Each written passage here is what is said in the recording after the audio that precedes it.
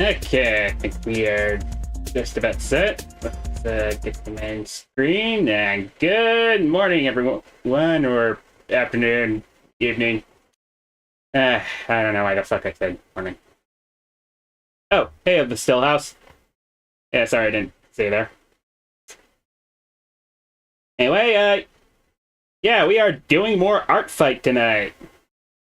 And see if I can get some black color stuff done. Yeah, let's over there. Alright.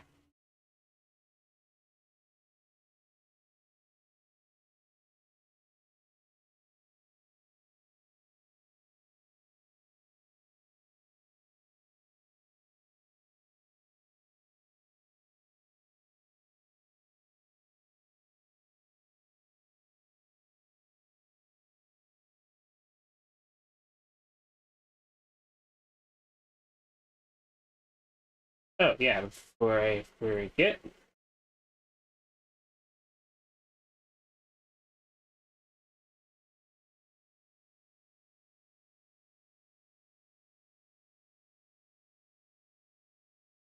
Ah.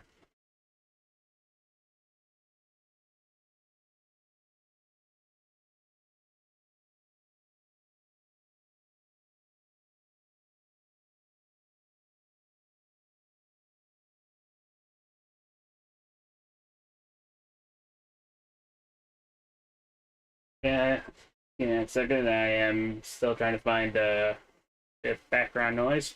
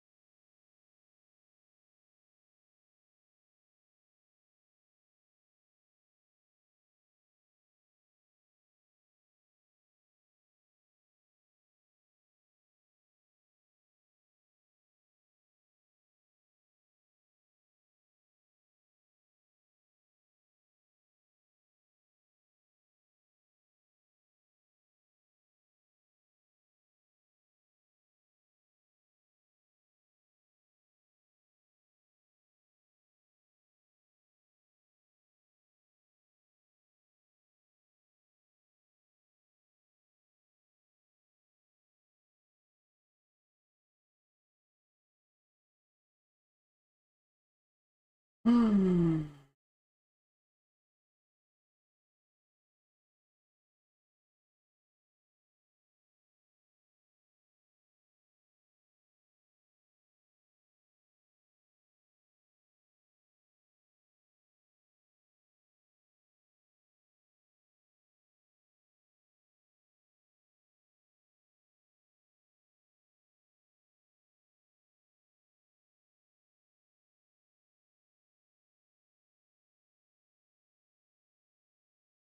Yeah, there's just none of that stuff I want to watch right now.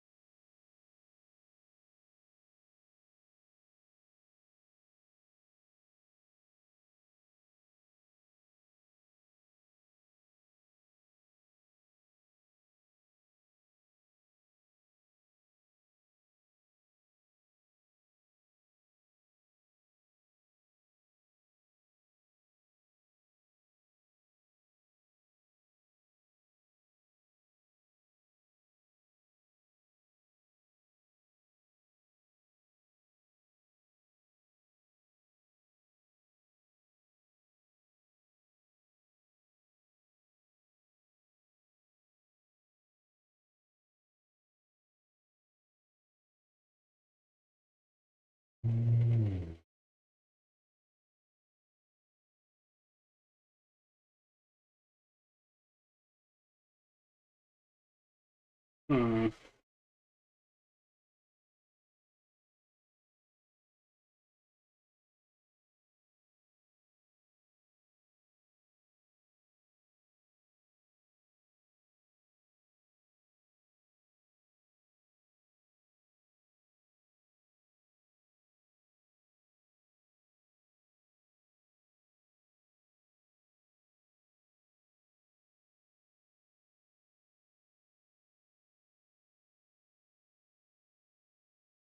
Yeah, let's go with the classic.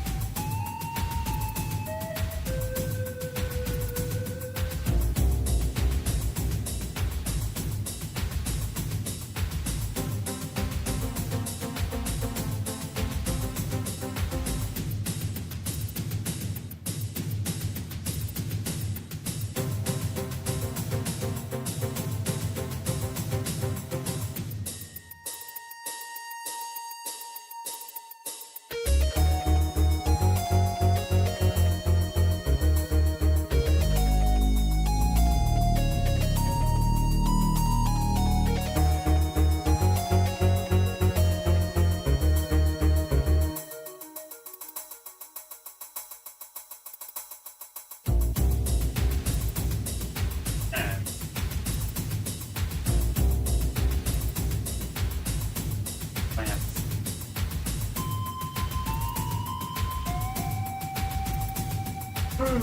I do not have it still open. Alright. Wait for it.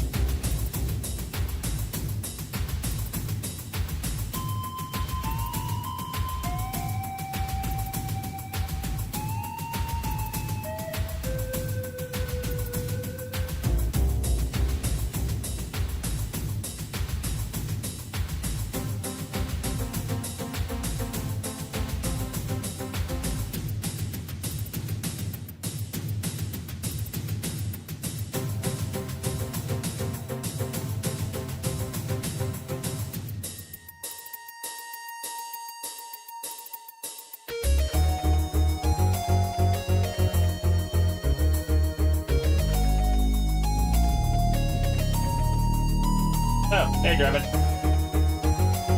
I didn't get a notification from Actual Chat. Oh, apparently didn't show up there. Here. Being an OBS. I don't know why it's not showing through.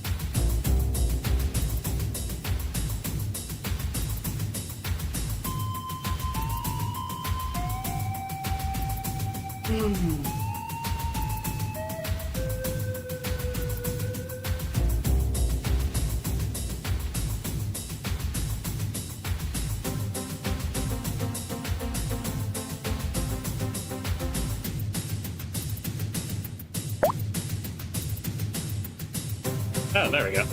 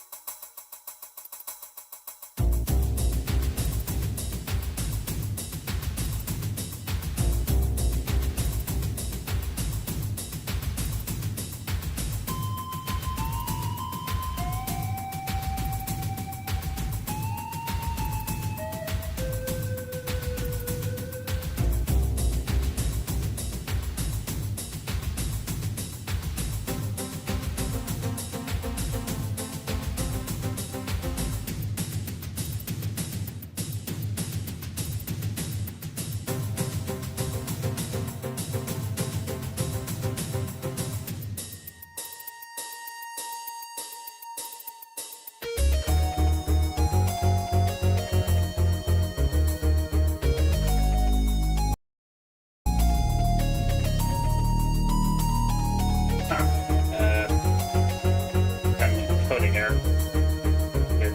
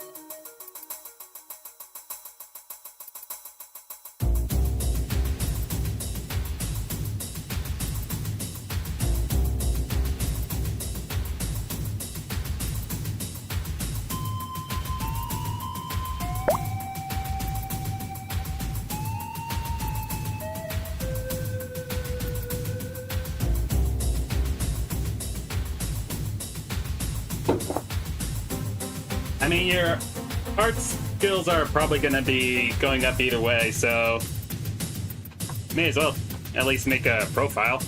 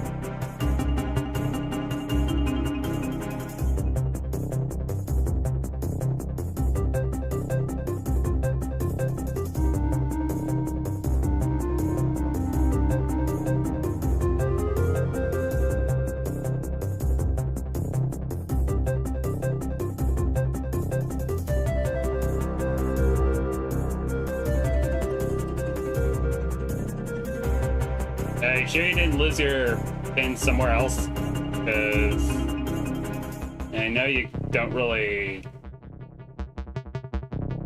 type in a lot of stuff properly.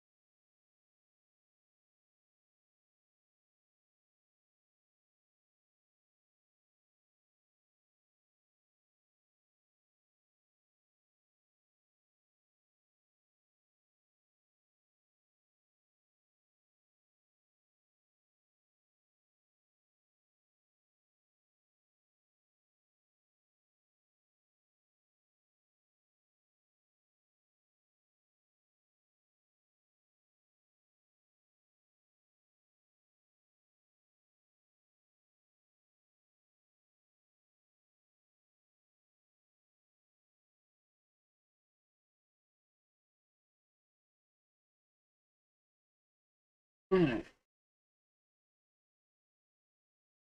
That's it. Mining.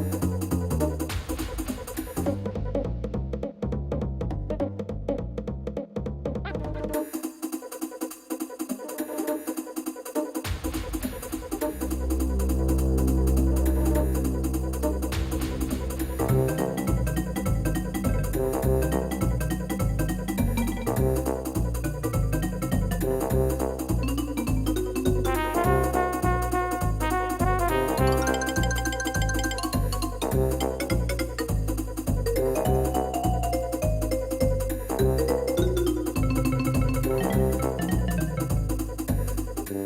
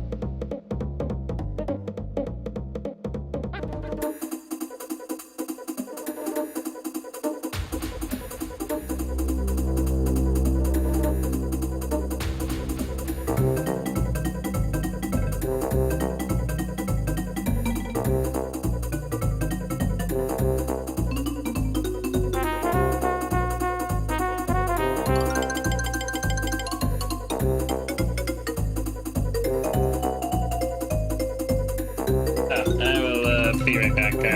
Camera's apparently ready.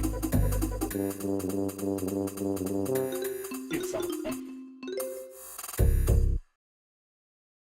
Yeah. I will be about a few minutes, probably.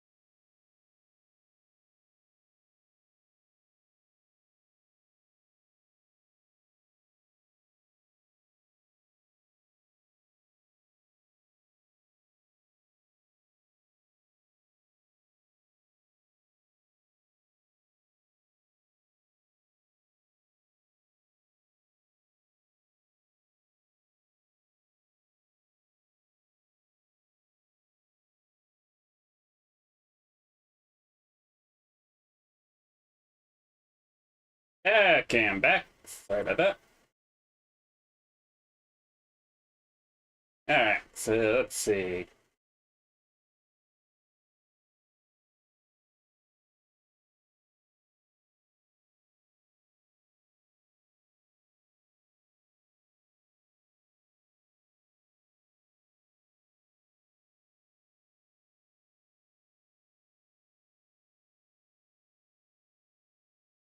For the thematic purposes, I think I'll have this as a no background. Sure, it's a bit less points in the end, but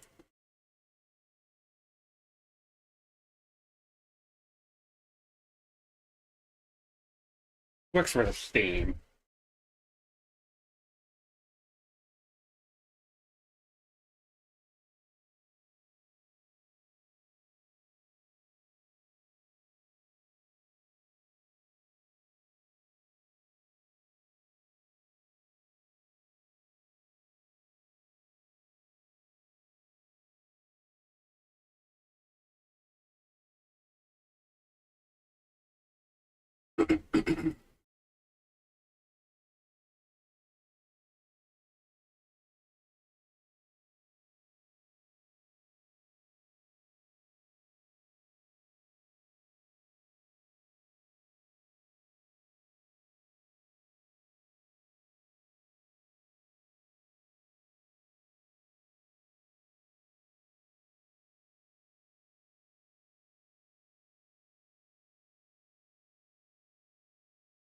Ah,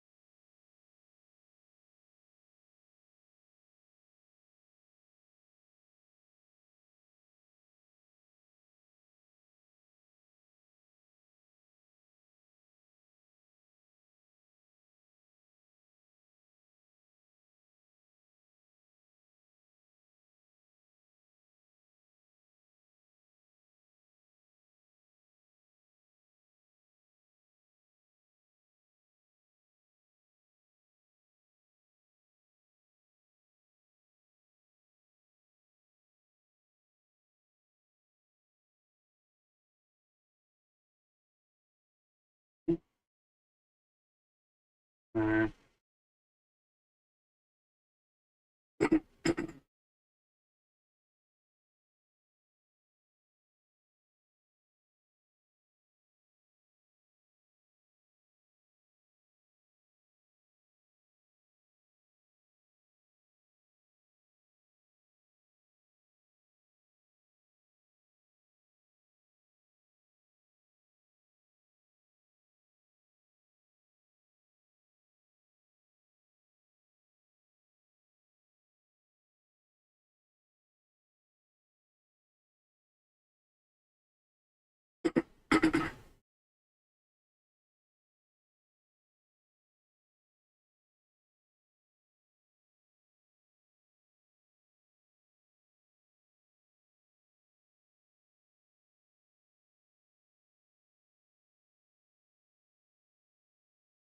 ah.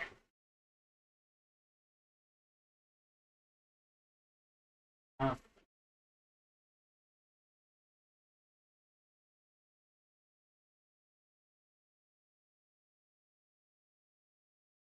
and attack successful.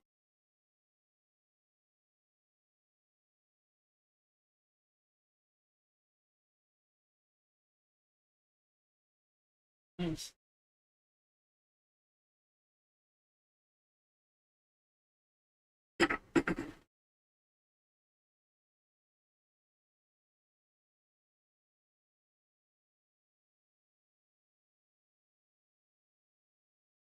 Let's see.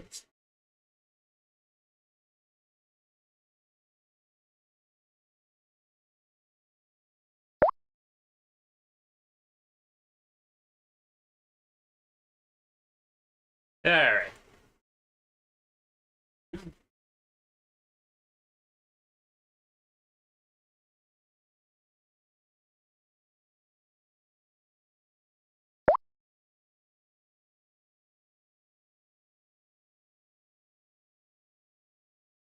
Sounds good. And double check to see if I. And that's it. Okay. Yeah, looks like I have the ref saved.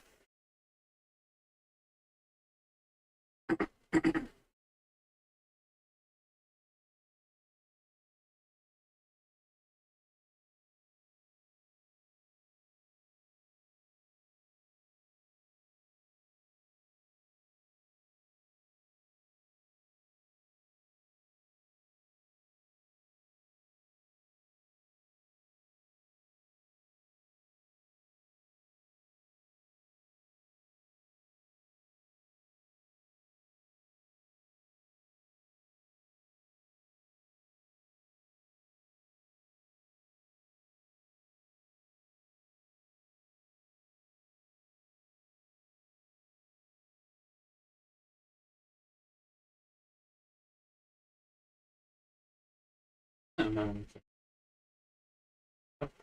I better put down the.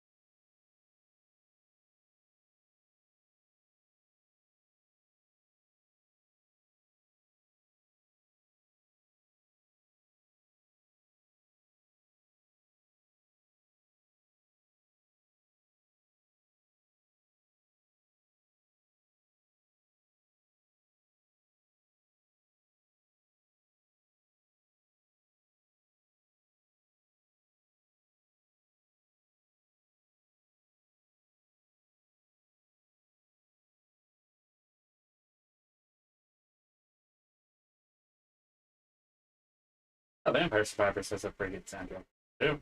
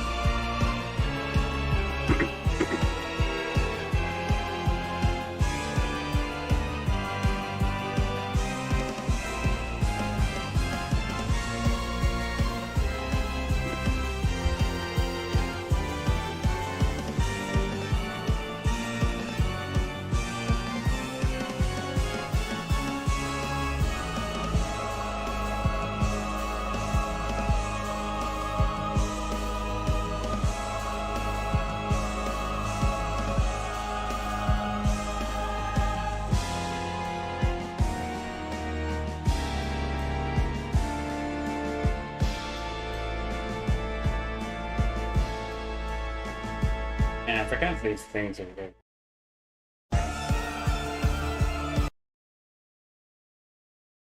Never mind.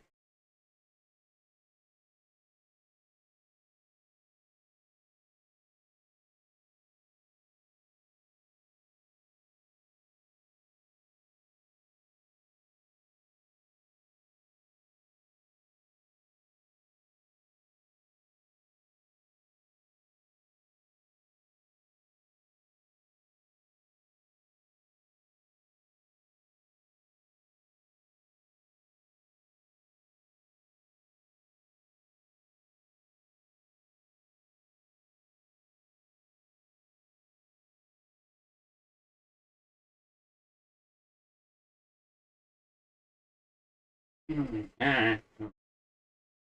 Back to the Donkey Kong music.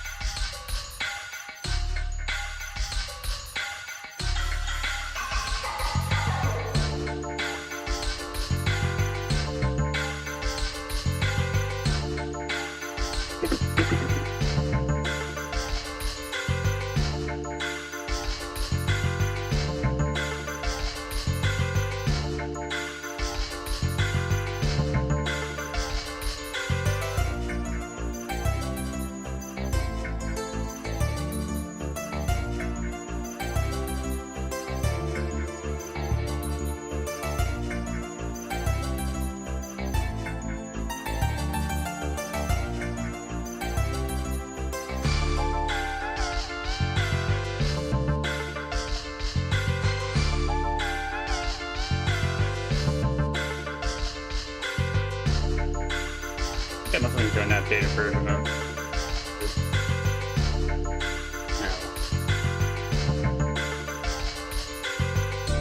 Don't want to check it right now.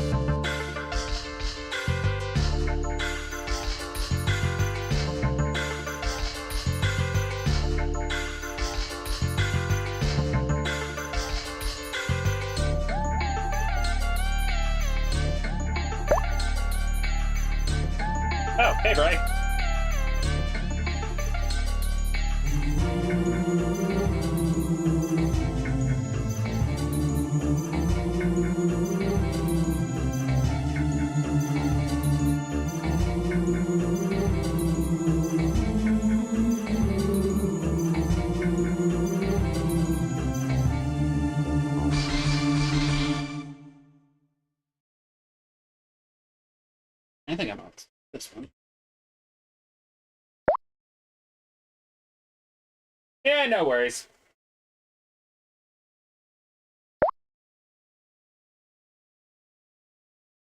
Yeah, it's going fine. I got one piece done so far. Mainly focusing on revenge attacks at the moment.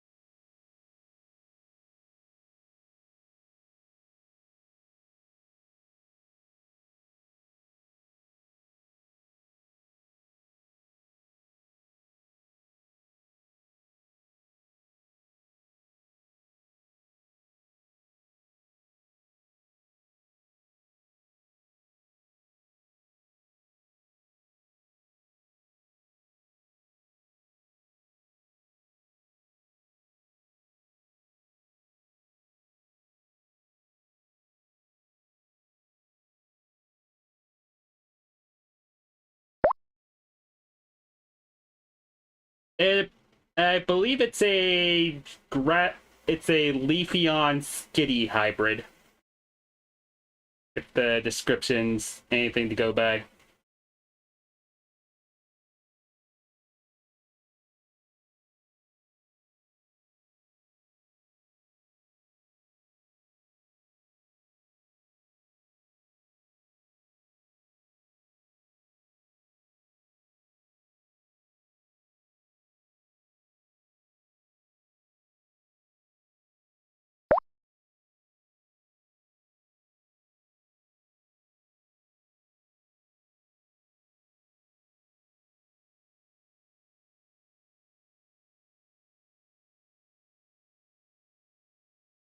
Definitely a fun concept.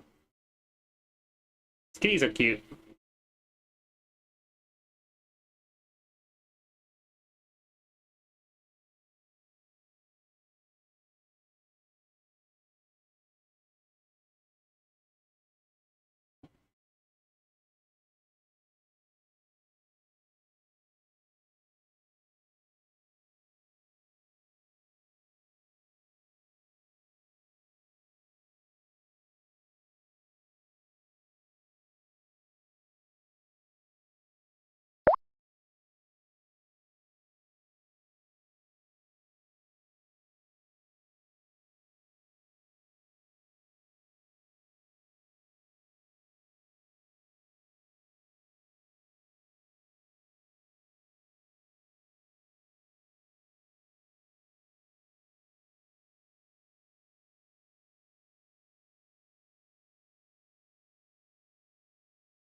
I know.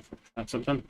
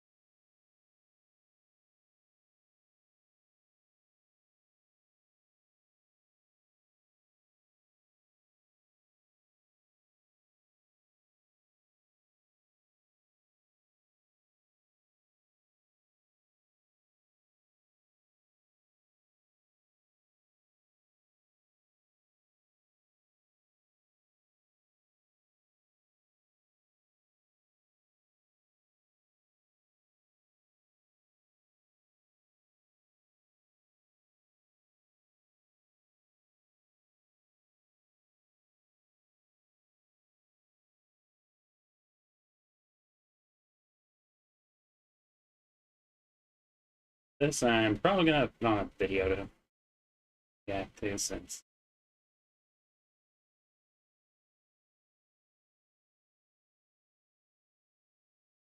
kinda thing around here.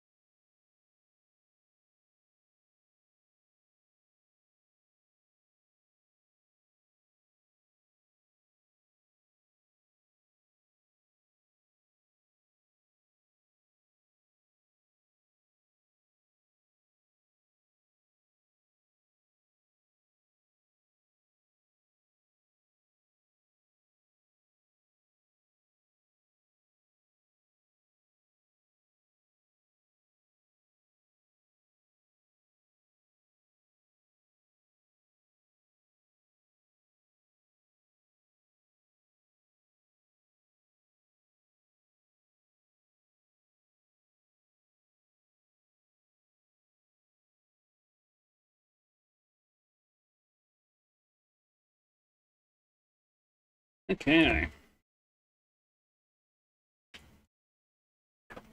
This apparently doesn't have a very specific outline color.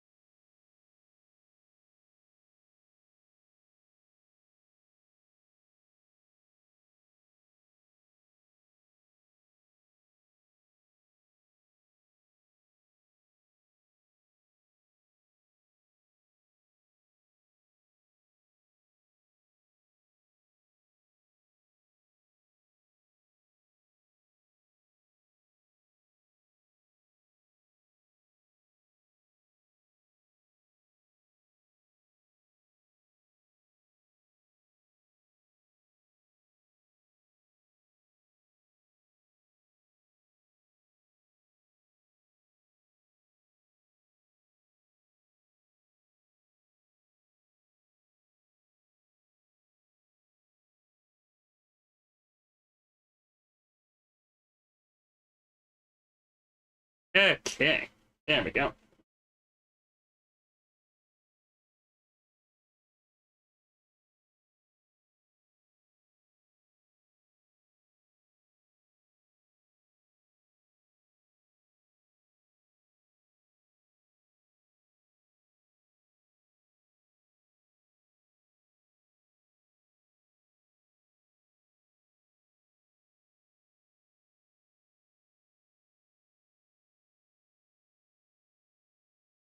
Gonna export it real quick.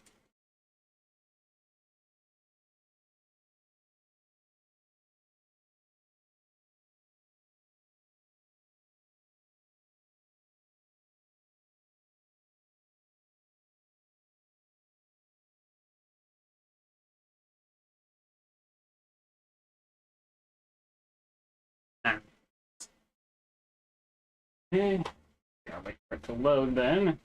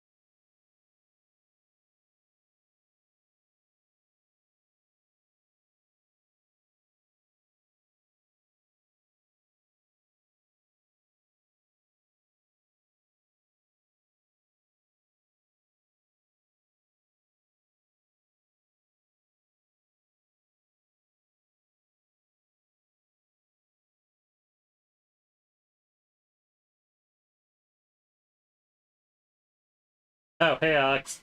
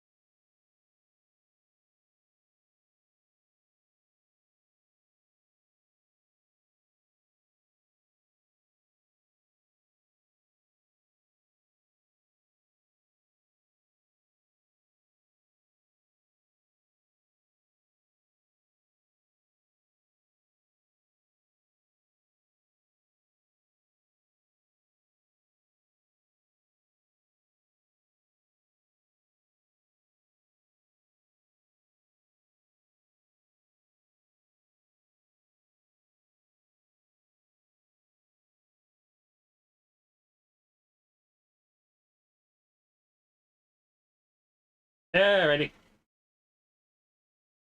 Alright.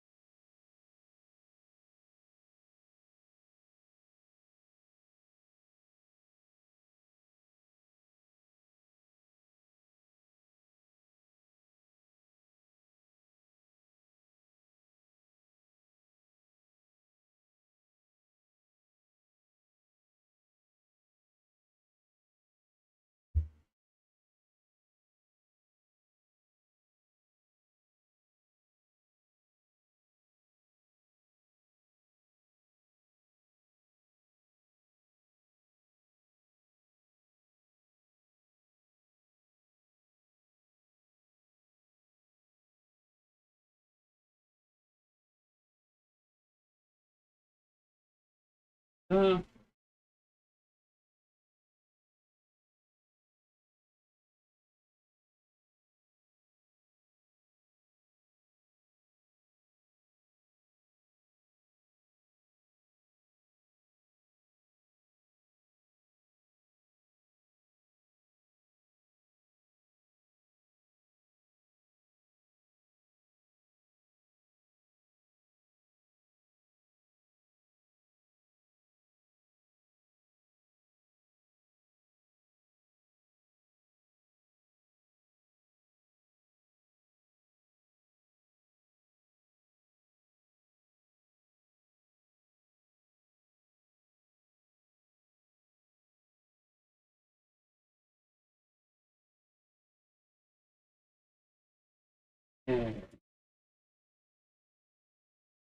Windows.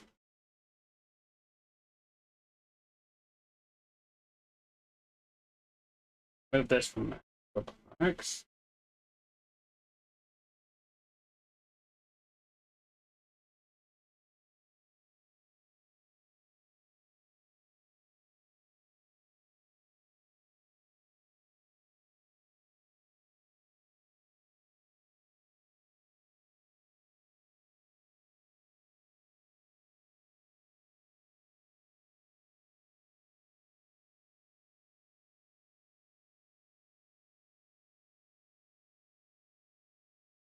Alright. Just 1 second.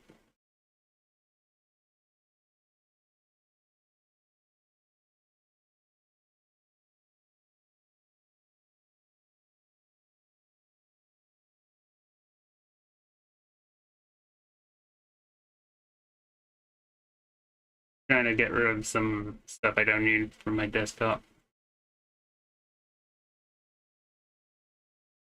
And I let it curve my everything a bit.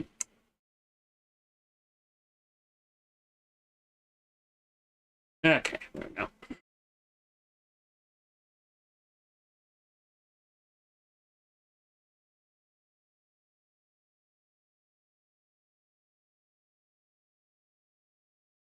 Alright, I will be right back real quick. Gotta get something.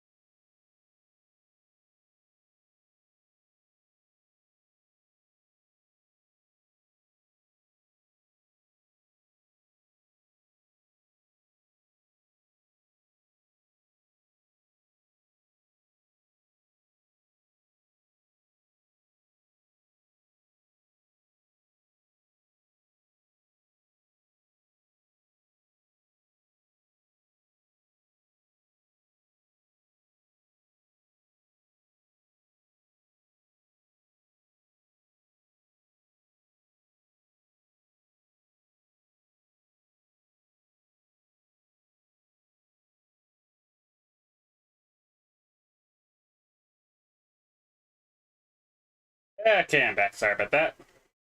I had to do a few more things around the house than I thought. Alright, let's see. What's next?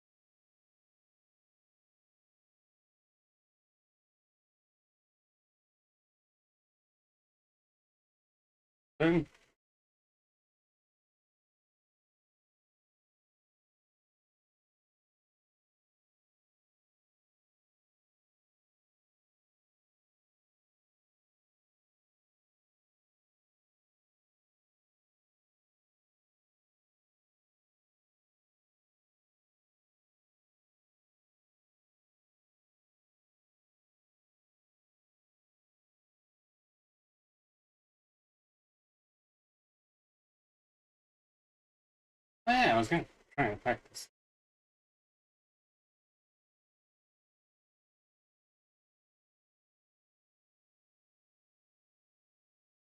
No one was also.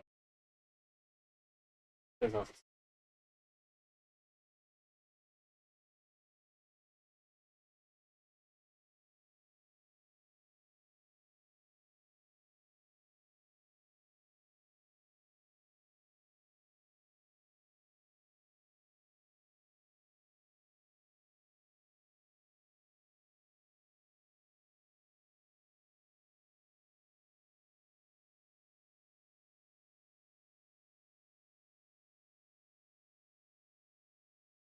Actually, I'm going for any different fire pieces anyway. May as well.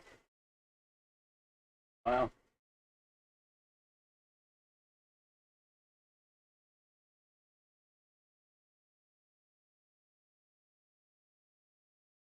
gotta save the references.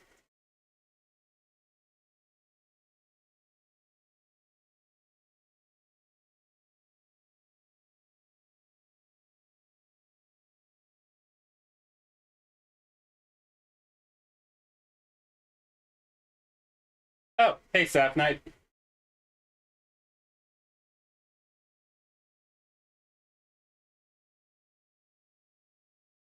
Getting my next attack ready.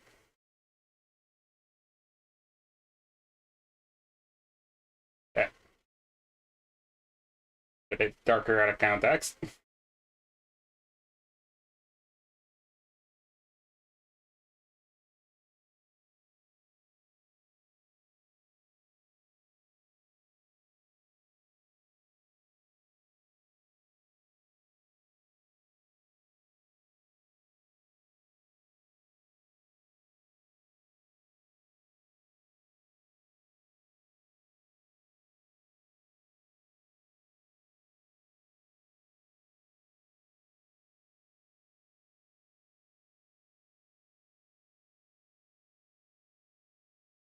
I think I'll go ahead and watch a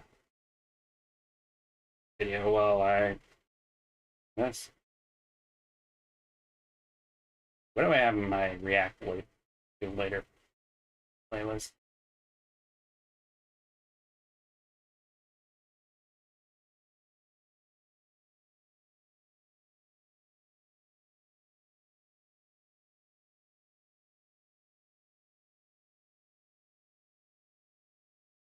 This.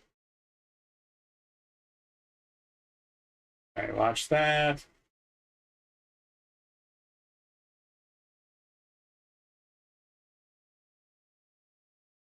I may as well watch.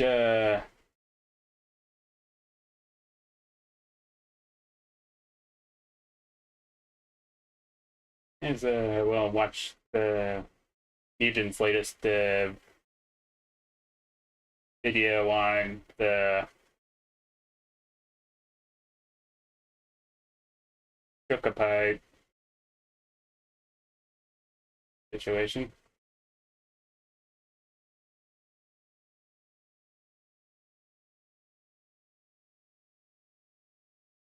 Oh, dang, 2 hours.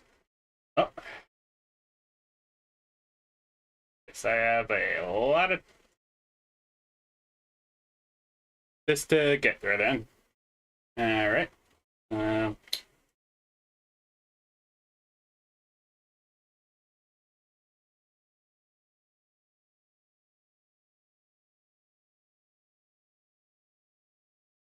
I picked double attack. Oh.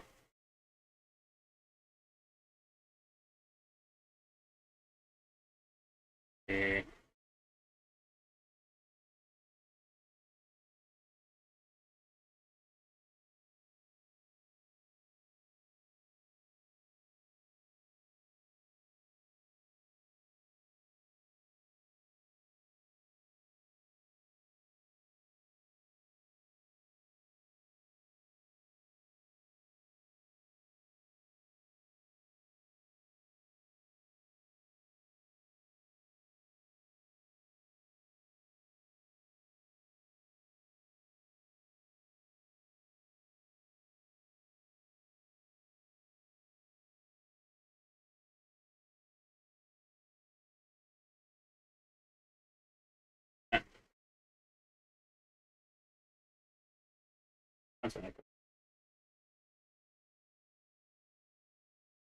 What is it?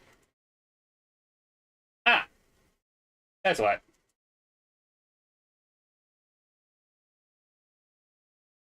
Yeah. I guess I have to resize this too. Anyway, thanks for subscribing to me or following me on Twitch. Yeah, I'm still not used to the Twitch lingo, so. Anyway. Yeah, let's get to watching the video, shall we?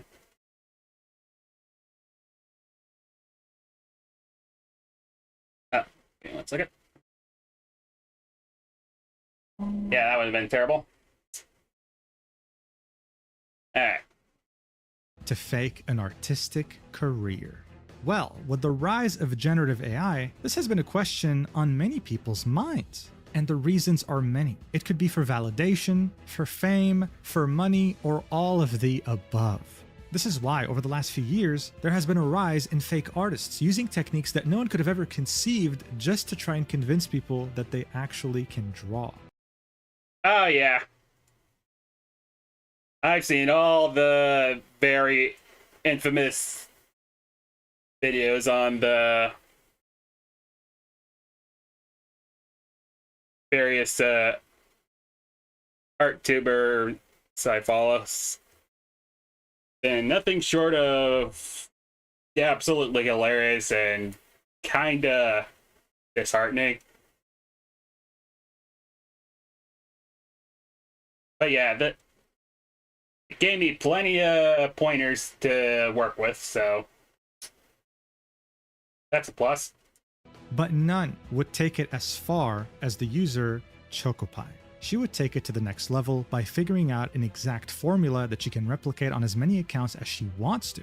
It would always start out the same way. Draw sexy and appealing fan art of characters that come from very passionate fandoms, make enough of a buzz online due to these fandoms, and then start charging money for different services. Here's Chocopie's Patreon, for example, in which she has 2 tiers, with the lowest one being $10 per month. As of today, she has over 180 paid members, people who are giving her money thinking that she draws real art. But that's not all. This was for behind-the-scenes content, for brushes, for tools, pretty much exclusive content. What if you actually wanted her to draw something for you?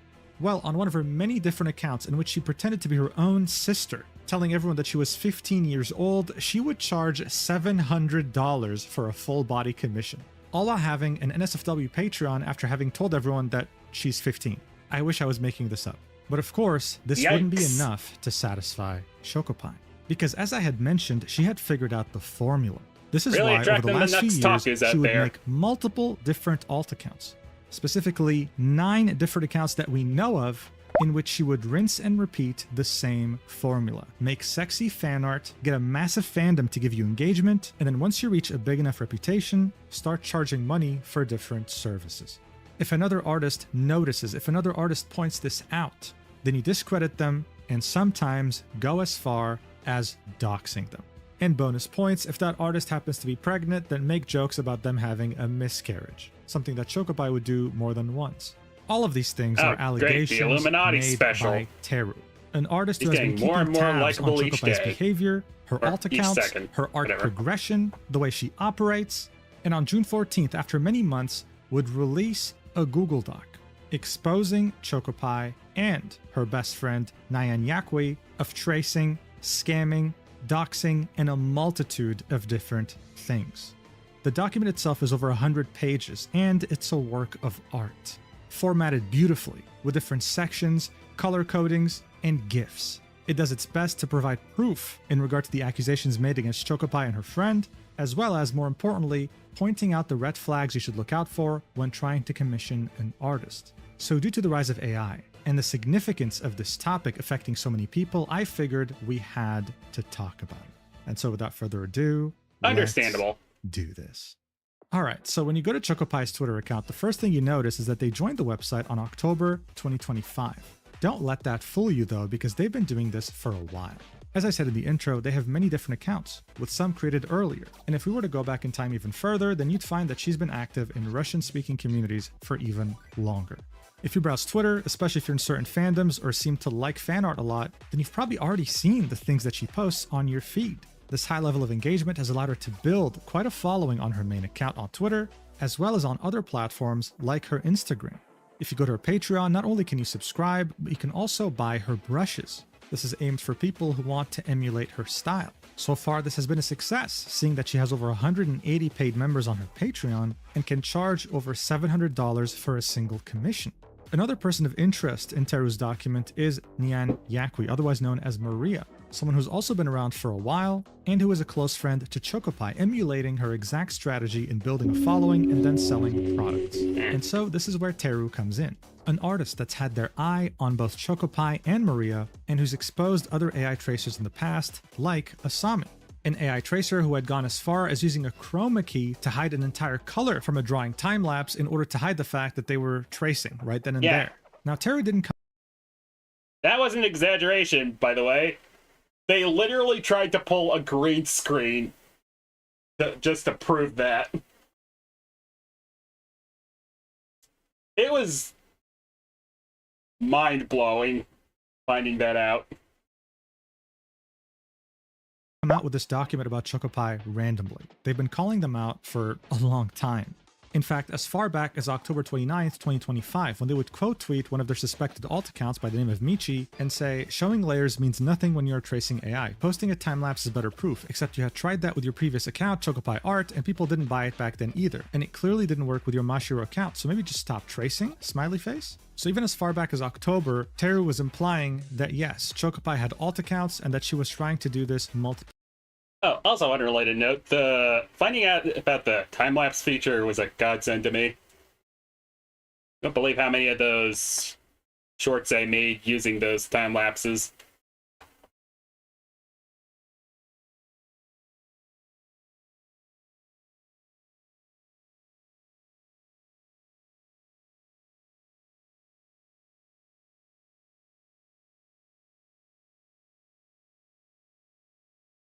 Yeah, I gotta remember to make more of them later.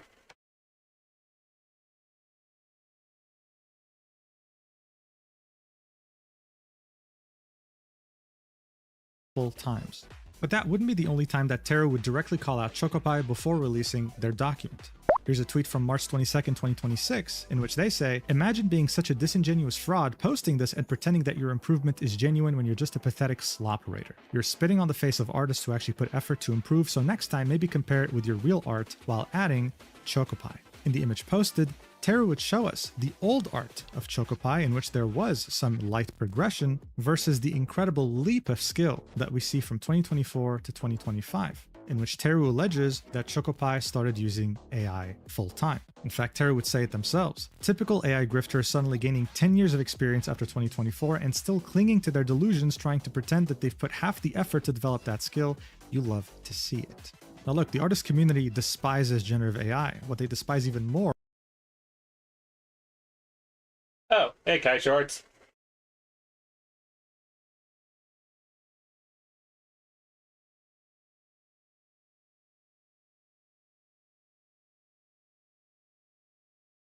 Yeah, doesn't seem to be in the actual chat for some reason. Probably because of the username. I don't know.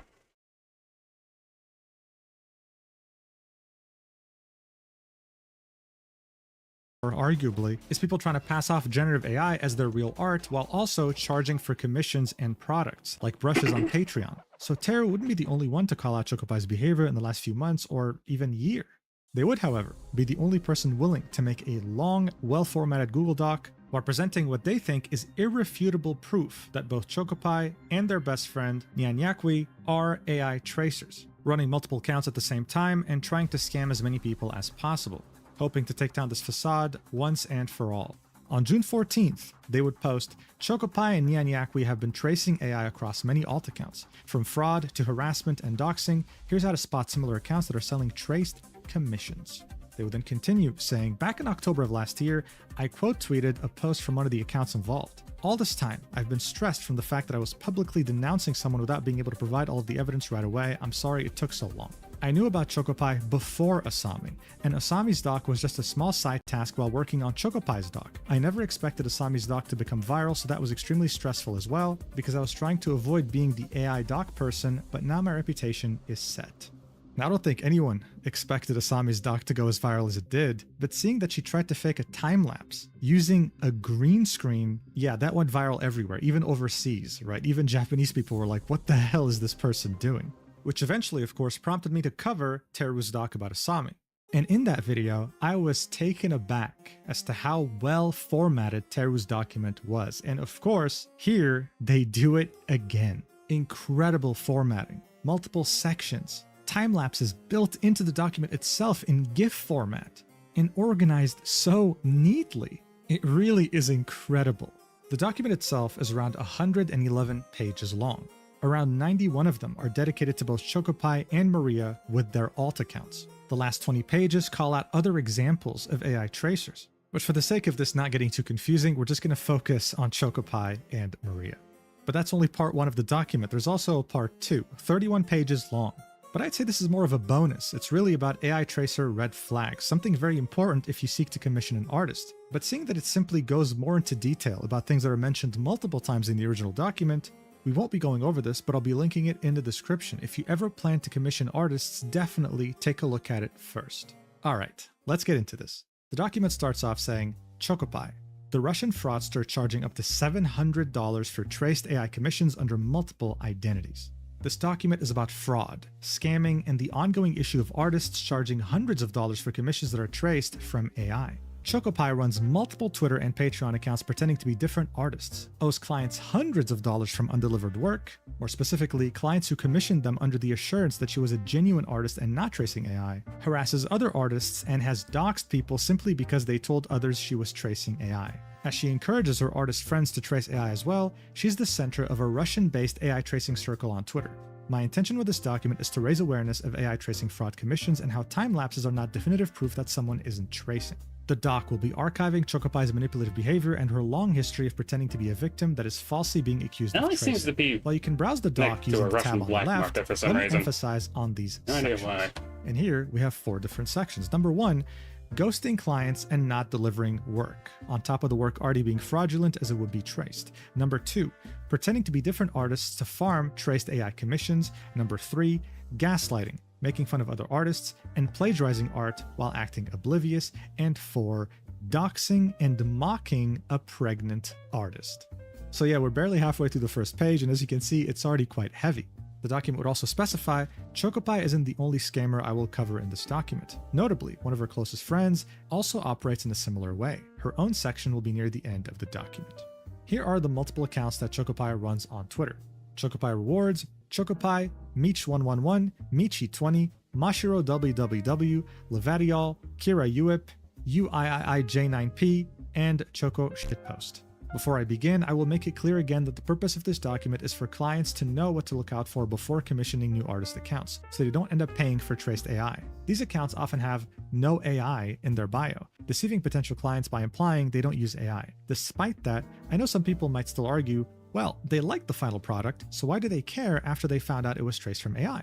When it comes to artistic endeavors and purchases of any types, not just art, the process advertised is just as important as the final product. Otherwise, it's fraud. If the commission was traced from an existing artwork that wasn't AI, it would still be plagiarism. So yeah, usually the logic behind hiring a very talented artist is the fact that they took years to perfect their craft and you're paying for that perfection. If that talented artist turns out to be someone that just uses AI, then I doubt anyone would say, yes, this justifies the price, right? And so the document continues. ChocoPie uses Telegram a lot, so a lot of screenshots will be from Telegram, machine translated from Russian to English. To validate the authenticity of these posts, instead of directly screenshotting the Telegram channel, I will use telemeter.io, a service that lets you see Telegram posts on your browser. That way, anyone can confirm none of the Telegram screenshots are edited and translate them on their own. For example, ChocoPie is already aware that I know about her. And so here we can see on the left an image of a post that ChocoPie has made in Russian, and on the right we can see the machine translated post, saying, "Can you believe that someone actually cares so much about me that some crazy woman on Twitter has been writing about me for a month now?" Smiley face. And I can confirm that telemeter.io is a legit source. When you click on it, it shows you the post in question with its analytics and the date it was posted as well. The document continues, ChocoPie already commented about the stock back in February 2026 before I even began working on it, and claims everything I will mention is fabricated. I have to clarify that my goal is not canceling ChocoPie or anyone mentioned later in the stock. In 2026, there is such a thing as being too big to fail, so my focus is entirely on art clients becoming more aware of AI tracers and knowing what red flags to look out for before commissioning art. Accounts like ChocoPie mislead people while charging clients hundreds of dollars for commissions when the work they deliver is traced. And here on the right, we can see an image of a post that ChocoPie had made on Telegram, saying the craziest thing is that she wants to drag my entire circle of friends into this mess. Here she's referring to Teru.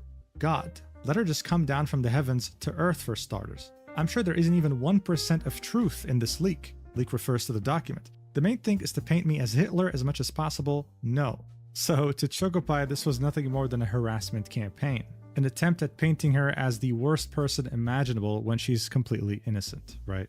The document would continue, ChocoPie also posts videos like these to fool people into thinking that her art is not generated with AI. And so here we can see 3 GIFs of sped up time lapses that ChocoPie had posted on her socials.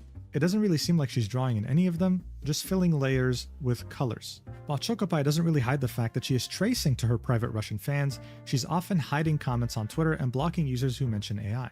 ChocoPie has 2 active Telegram accounts, her main art account and her shitpost account.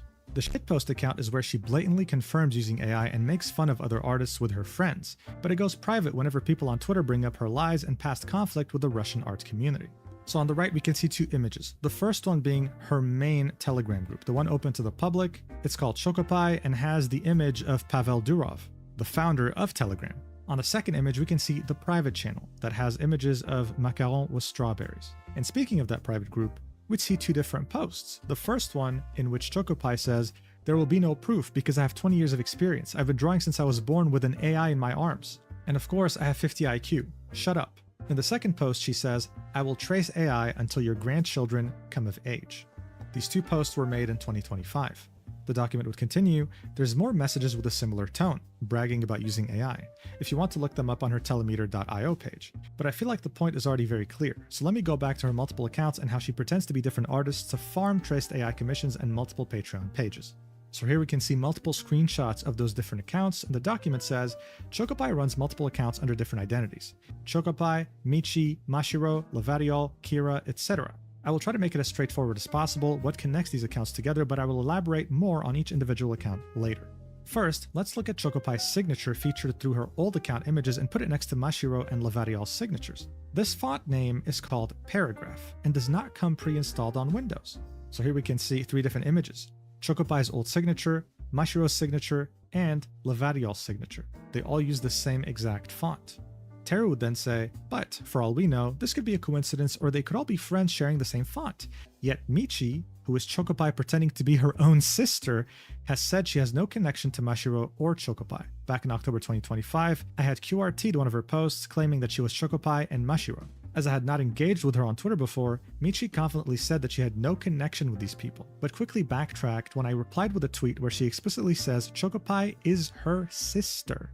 So here we can see Teru's call-out post back in October 2025. Michi would reply saying layers are not evidence and even streams are not evidence, so what is? Layers show that this is a human work, and I have shown a speed paint. I really put my heart and soul into it, but I have no connection with these people, referring to Chocopie and Mashiro, and I would like to ask you to stop writing about it. Thank you for your time. Teru would then link a tweet from Michi's 18+ account saying, "This you?" in which we can see Michi saying, "It's okay, I am pleased to be compared to my sister, I look up to her," heart emoji, referring to Chocopie, to which Michi would say, "What my sister did had nothing to do with me." So a complete backtrack on saying, "I don't know who these people are." The document continues, on Michi's original tweet claiming she isn't tracing, more on that much later, she posted a Google Drive link that leads to a folder with her time lapses. These were uploaded by an account named Nympha Tian. This Google account also just so happens to have an AI-generated image as their profile picture. The document would then say there's an Instagram profile with the username Nympha_Tian that links to a DeviantArt account, and while the DeviantArt account is currently deactivated, there is an archive of it on the Wayback Machine. The link in the About section leads to a Pixiv account, ID 514-14202, with the name Lavadiol. On Lavadiol's Patreon, they disclose using AI. Teru is a private detective. What the hell is even happening? Dambaru also has the usernames Kira Uip and Nympha Tian under the artist page for Lavadiol. Why? While Lavadiol is the display name for the Pixiv account, the legacy username is Nympha Tian. So already early on in the document, Teru is making the connection between multiple accounts, all belonging to Chocopie. On Kira Uip's Twitter, you can see retweets of Chocopie, Mashiro, and Michi posts. And the reason this account is under the Lavadiol artist name, as stated by Dambaru mods, is the following. So when you change a username on Danbaru, which is an image board site, you have to ask moderators and you have to give them a good reason. Here, the moderator's reasoning is public, saying, create alias from Kira Uip to Lavadiol. Reason? Because it's the same as her Patreon. So the person behind Kira Uip is the same person behind Lavadiol. The document continues, going back to the Wayback Machine capture of Nympha Tian's DeviantArt on the previous page, the Twitter button in the About Nympha Tian section leads to a Twitter account under the Nympha Tian handle. The link doesn't work as the Twitter account was renamed, but if you search for the previous username, you can see their current one, UIIJ9P, with the link to Lavadiol's Patreon on their bio. We can then see two images in the document showing that. Back in 2025, when Chocopie stopped being active, Michi became more active instead. Michi's account was basically abandoned shortly after my quote retweet of her post. An account timeline will be provided later. Since I've yet to show any art examples of these accounts, here is a preview. All of these are traced from AI. So here we can see art from Chocopie, Michi, and Mashiro. And Teru says, I'd like to point out that all of these accounts were following each other at one point. After all, Chocopie doesn't seem to care if people know that she follows her multiple accounts, as she was quick to follow herself after she had made a new alt account for Mashiro, Mashiro_alt. And here we can see two images of that, Chocopie following Mashiro and Mashiro following back. Chocopie was taking commissions and running separate Patreon accounts for all of these at the same time, with the Michi account charging up to $700 for a commission, and Mashiro up to $253. We can also see Lavadiol taking commissions, but without specifying the price. So yeah, a lot of money. Of course there are artists out there that charge this much, sometimes more. But that's typically because they've worked on some big projects before, they're highly in demand, they have incredible talent, and they worked hard on it for a very, very long time. And just bear in mind, the person charging $700 here is Michi, and as you'll find out later in the video, this was someone pretending to be a 15-year-old. I wish I was joking. Anyway, the document continues. As I have to go through almost 2 years worth of information and way more than just tracing, as this person is also extremely toxic, the document will be going in chronological order starting from 2024, pointing out the red flags as I make my way from Chocopie's old accounts to her most recent ones. A summary of red flags will be at the end of the document, now part 2, but these accounts usually have the same pattern. So here we have 3 steps in this pattern of behavior, the first one being a new Twitter account with no previous online art history, not a new account by an existing artist, and in many instances immediately buying a blue checkmark, a Twitter verified account. If there's old art online under that username, there is an extreme, nearly impossible jump in art skill, especially anatomy, within less than a year. The skill jump is usually during or after 2023 when AI Gen became more advanced. Number 2, comments mentioning AI are quickly hidden, and when people point out obvious AI/tracing elements in an uploaded image, the image is deleted. And number 3, refusing to provide proof, deflecting, becoming aggressive when asked about their process, and in most cases, the proof such as time lapses just raises more questions instead of clearing up a potential misunderstanding. But how much of a sudden skill jump? Something like this in 5 months. So here we can see an image from ChocoPie on September 2024 with another image on the side from February 2025. The skill jump is not only massive here, but the art style is very different too.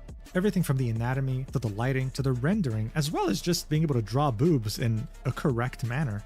I mean, this just seems like a 10-year skill jump, right? But Teru does specify, I have to make this disclaimer every time. Artists improve at different rates, and some people improve at impressive speeds within 1 to 2 years or even a couple of months thanks to a combination of discipline and effort. However, in the case of AR tracers, there are years of slow but steady improvement, yet only after 2024, they suddenly appear to master all areas of digital art at once. More often than not, it's just suddenly being able to draw very anatomically mastered curvy anime girls. Fast improvement does not always imply AI tracing. So Teru makes it a point to point this out because yes, there have been real legitimate artists accused of using AI on Twitter because AI has become this widespread. It's very unfortunate. The document would continue saying, ChocoPie joined Twitter in June 2024 under the username ChocoPie_art. Pre-Twitter records will be condensed. Yeah, buckle up because we're about to go through an entire history lesson on who ChocoPie is and her entire digital footprint history. So here we start off with the Telegram era. Before joining Twitter, ChocoPie was more active on Telegram. Telegram is a Russian messaging app similar to Signal or WhatsApp. It has tons of different communities and art channels. To keep things extremely short and summarized on the situation back then, Russian artists on Telegram noticed that ChocoPie's artworks and improvement looked suspicious, and accusations happened during 2024. As it happens often with tracers, the time-lapse tends to give it away. Here's one of the first time-lapses that ChocoPie had provided to refute that she was tracing back then. So on the right, we can see some of these accusations coming from different Telegram groups against ChocoPie, and we can also see a time-lapse. This time-lapse has the same issues that we saw with previous AI tracers on this channel. When you draw an illustration, especially with this level of complexity, it is very messy. There's a lot of sketching, there's a lot of scaling up and down, there's a lot of movement. And yet, in this time-lapse, everything is just done perfectly. Not a single mistake is made. It's as if ChocoPie was able to just visualize this perfectly in her head and print this out with no mistakes whatsoever. It's very fishy, especially if you're an experienced artist. Terry would say, what is wrong with this time-lapse? She's this is an art machine or something. Procreate has a feature where you can hide entire layers from showing the final time-lapse. So tracing AI and faking evidence is very easy. But this isn't necessarily what gives it away.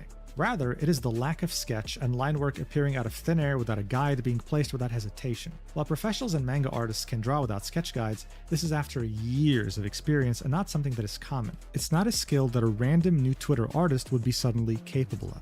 Under this, we'd see two images, one comparing ChocoPie's time-lapse to Asami's time-lapse. And we can see similarities in the sense that there are certain elements that are drawn before they're even drawn. Like in ChocoPie's case, the hair is drawn before the head is fully drawn, almost as if she already knows the exact proportions. And in Asami's case, the head is drawn with a missing chin. That's because she already knew exactly where to place the other elements blocking the chin. That's not how drawing works, unless you've been doing it for like decades or something. So these were the trace time lapses. This then leads us to the next subsection in the Telegram era section titled Plagiarizing Artists. Even with ChocoPie sharing her time lapses to dismiss the AI tracing accusations, people on Telegram also noticed that she was running other Russian artists' work through image to image and then tracing over them. To quickly summarize, image to image is a plagiarism method to generate new AI images from an input image. ChocoPie uses a specific Telegram bot to generate the AI images she traces, and said bot does let you use image to image very easily. So look, in a nutshell, the way image to image works is that you take art from someone else, right? Let's say someone drew a girl. What image to image will do is take that same drawing and stylize it into another art style. The document shows a few examples, even documentation from that Telegram bot that uses image to image as well. This is very useful for AI tracers because let's say someone goes viral with a certain drawing that they made. You could just steal that, run it through a different art style, post it and say, oh, I was inspired by this person, which will of course net you a lot of engagement as well. But the thing with ChocoPie was she didn't even bother to credit the original artist that came up with the idea that she was stealing from. She would steal a drawing from an artist by the name of Shirorina, run it through image to image, make up a new style, post it, but would only credit them in the replies 2 months later, by the time everyone had already moved on. So look, these Twitter trends, they happen often. For example, the Brazilian Hatsune Miku, that was a Twitter trend. When it goes viral, many artists try to do it in their own style, that way they can also get some engagement off of it, but they typically always credit the original creator. That's just how things go. But in this case, even after running it through image to image, according to Teru, Chocopie only credited the original artist after 2 months by the time the post had died. Even if we were to assume that she didn't use AI here, this is still scummy. The document would then say, Choco had built a very negative reputation on the Russian artist community, not only because of tracing AI, but also due to her extremely toxic attitude. There are tons of receipts online from her exchanges with other Telegram artists, but as post-comment chains can't be seen on telemeter.io, I can't verify their accuracy. So here we can see 2 screenshots of Chocopie without a telemeter.io link, machine translated from Russian to English. On the first image, we can see Chocopie referring to her haters, the people accusing her of using AI, saying, "You are all just scum. Let each of you be humiliated. It will only be a joy for me. Change the usage. I will always leave links to you. I won't give you life." So yeah, this is a rough translation. But the other screenshot here isn't as rough. It's something that Chocopie will constantly do with people who call her out, calling them poor. In this case, she'd say, "At least learn to read what I wrote. I only use the color picker from AI and get my style inspiration from a certain neural network on Twitter. And that's it. I have a lot of orders. And what about you? You're a poor piece of crap from an anonymous forum who's afraid to even show her face." But according to this document, being labeled as broke is the least of your worries as a Chocopie hater, because we would then be led to the next subsection of the Telegram era, which is called doxing another artist.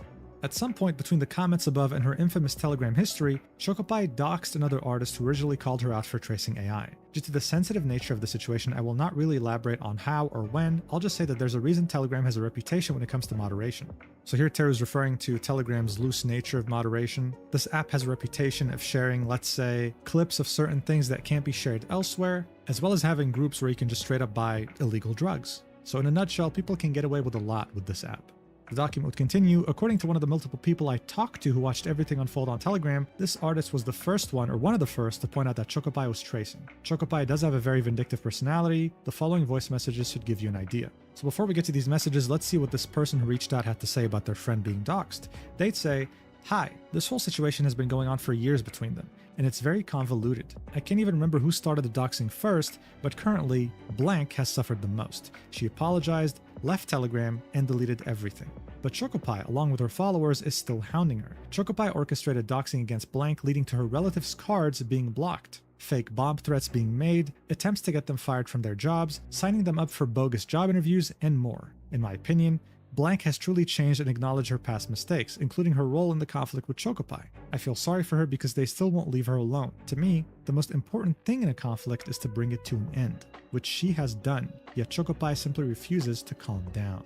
So here are the 2 voice messages, converted from audio to text and then translated from Russian to English. Now this will be mentioned later in the document, but if you're a Russian speaker, you'll probably tell yourself this English translation does not do what she said justice. It is said in a way more aggressive manner. You can even say that it's unhinged. So just keep that in mind as we read these 2 messages. The first one, she'd say, "I'm just so fucking sick of it, seriously. Everywhere I go, like when I post something on an artist's public page, for example, I write something to the artist and then these fucking outsiders show up. Or just some random people who heard about it, but who knows what they actually heard. Like, oh, here comes this chick, what does she want? Go fuck yourselves. You're just so annoying. Because of these bitches, other people think I'm exactly what they say I am. I just don't have the energy for this anymore, seriously. They're just spreading some kind of misinformation and it's really getting on my nerves. I'm seriously gonna post a thread like this once I get popular with their threats to me on the anonymous board. How they're calling me out as a Yiddish speaker." So here, this is a very rough translation. I'm pretty sure it's not Yiddish speaker. I guess it's more like AI user. It's gonna be such a mess. I'm gonna lay it all out in one post, tag every single one of these bitches so everyone knows whoever the fuck supports all this, fuck them. Why the fuck do they have the right to, like, fuck with my mental health, my fucking life, to incite people, well, basically to get people to harass me? Fuck them. They'll get it 100 times worse. And here's a second voice message where she says, "Fuck. My whole life's goal is to just strangle these little," I can't say that, but it's a slur that starts with F that's used towards gay people. So yeah, my whole life's goal is to just strangle these little blank one day. Just smack and they're gone. They've just pissed me off so much, I just can't take it anymore. More pleasant in the next every 2 day. images, we can see Chocopie flexing, or the fact that she was going to start a rumor about the person who had first found out about her AI usage. And in the other image, saying that, "Oh hey, I have blank's data," smiley face. The document would say, regarding these 2 images, "Since it's a sensitive matter, I won't provide detailed information regarding the doxing event. After talking to multiple Telegram artists who wish to remain anonymous due to Chocopie's vindictive nature, I can confirm it did happen. But I will respect their anonymity wishes and the victim's privacy surrounding this event. Even though the victim apologized for calling out Chocopie, left Telegram, and stopped posting online, Chocopie still makes fun of them to this day. I will talk more about this later in the document. As mentioned before, Chocopi uses a Russian Telegram bot to generate the AI images she traces, but there's a specific style that she uses when generating AI. The art style belongs to Picket, a famous Taiwanese artist. So here we can see two examples. On the left, we can see Picket's art, and on the right, we can see AI-generated art, well, using their same style. Tara would say, without any context or information, you couldn't claim that specific Chocopi artwork was traced at all. You could assume she's inspired by Picket's style, or maybe just heavily referenced from AI. So first, let's take a look at the red flag I mentioned before. I believe this is the most important piece of evidence in most tracing situations. And so here we get to the final subsection of the Telegram era, which is sudden skill jump, the first and most important red flag according to Teru in spotting AI tracing users. They'd say, when someone is tracing AI, there is an unprecedented skill jump within a year, particularly after 2023. Let's take a look at Chocopi's old art prior to 2023. As a reminder, her previous artist handle was Nymphia Tian. So here we can see art in 2019, 2020, 2021, and 2022. This is a very distinct art style. It doesn't really change much. And throughout the years, there is very slight improvement. The document would say there are no 2023 artworks, and maybe that was the year Chocopi decided to lock in and get on that artist grind towards improvement. And it is possible for an artist to improve a lot within a single year. I could not find any 2023 artworks online, but according to this timeline of change in art style meme she had posted on Telegram, she was stuck with hard art block, which might explain the lack of 2023 art activity. In parentheses, Teru would say it is possible that Chocopi was running another AI/tracer account during that time.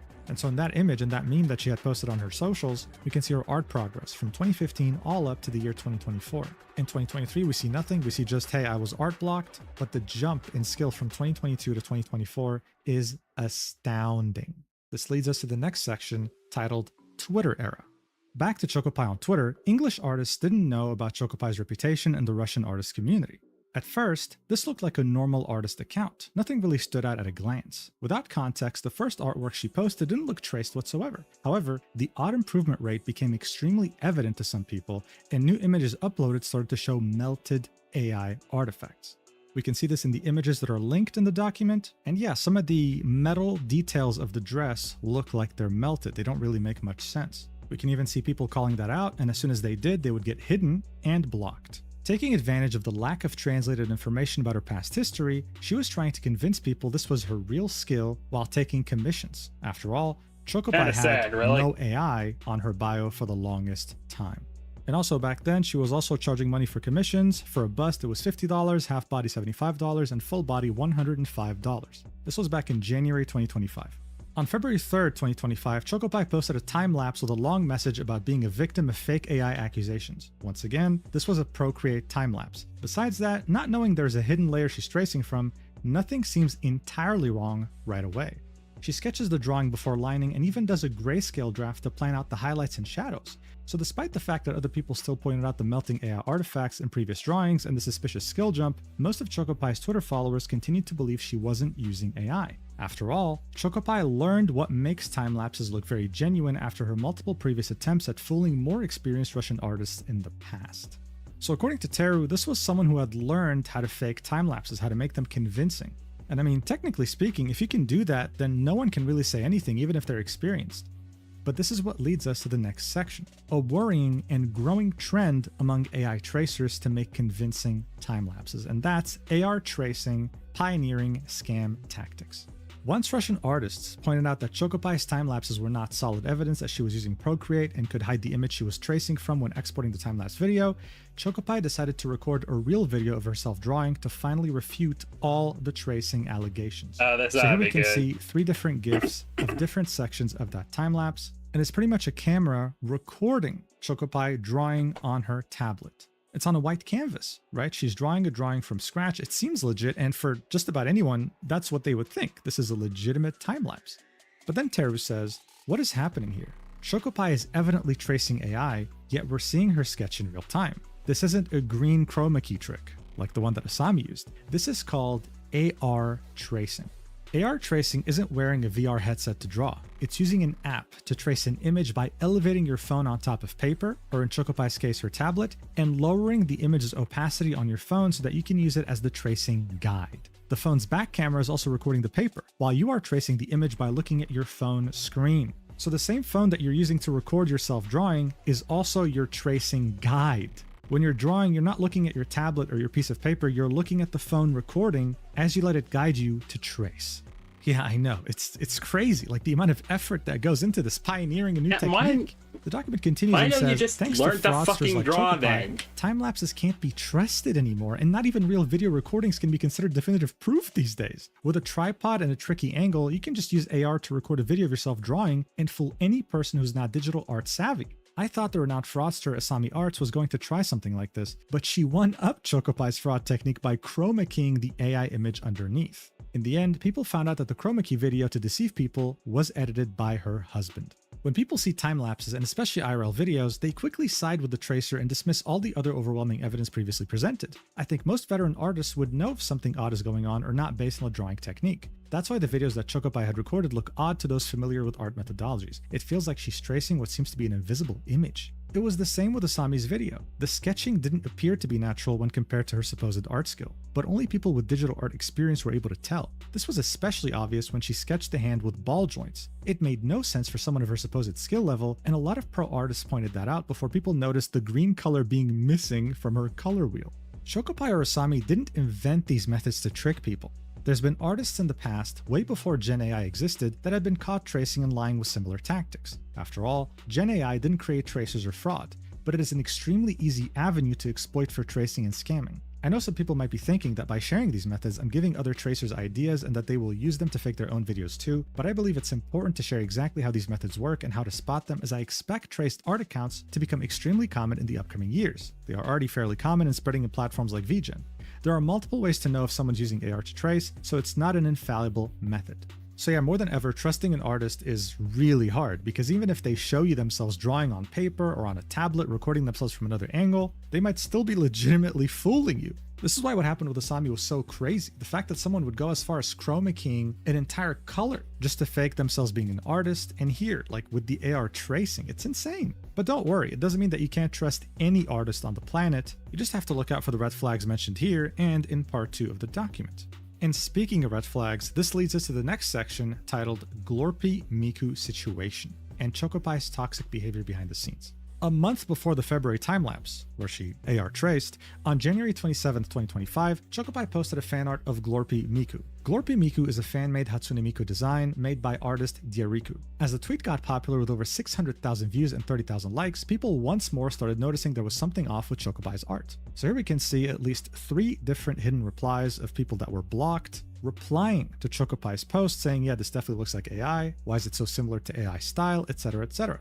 The initial person who came up with the Glorpy Miku design was made aware of these AI allegations that Chocopi was pretty much just plagiarizing with AI. Here we can see an exchange that happened in the replies of that post between Chocopi and Diariku. Unfortunately though, Diariku's replies have been deleted, but they were pretty much confronting Chocopi, and what Choco had to say was, I have provided you with a stage of work and a clean line of this work. I'm really tired of trying to prove something to people forever. I understand your concerns, but please understand me too. I've been bullied for that some time on the social network where I started posting my work. I've already provided all the proofs, including speed paints, but nothing has changed. It comes to the point that they are looking for my address. I was already tired of living trying to prove something because it's useless, and I switched to Twitter in the hope that at least I'm safe here. To which Teru would say in the document, while Chocopi was pretending to be a victim on Twitter, she and her friends were making fun of Riku and the situation on Telegram. In fact, the reply above wasn't written by Chocopi, it was written and translated by her friend and fellow tracer, Maria, otherwise known as Nyan Yakwe.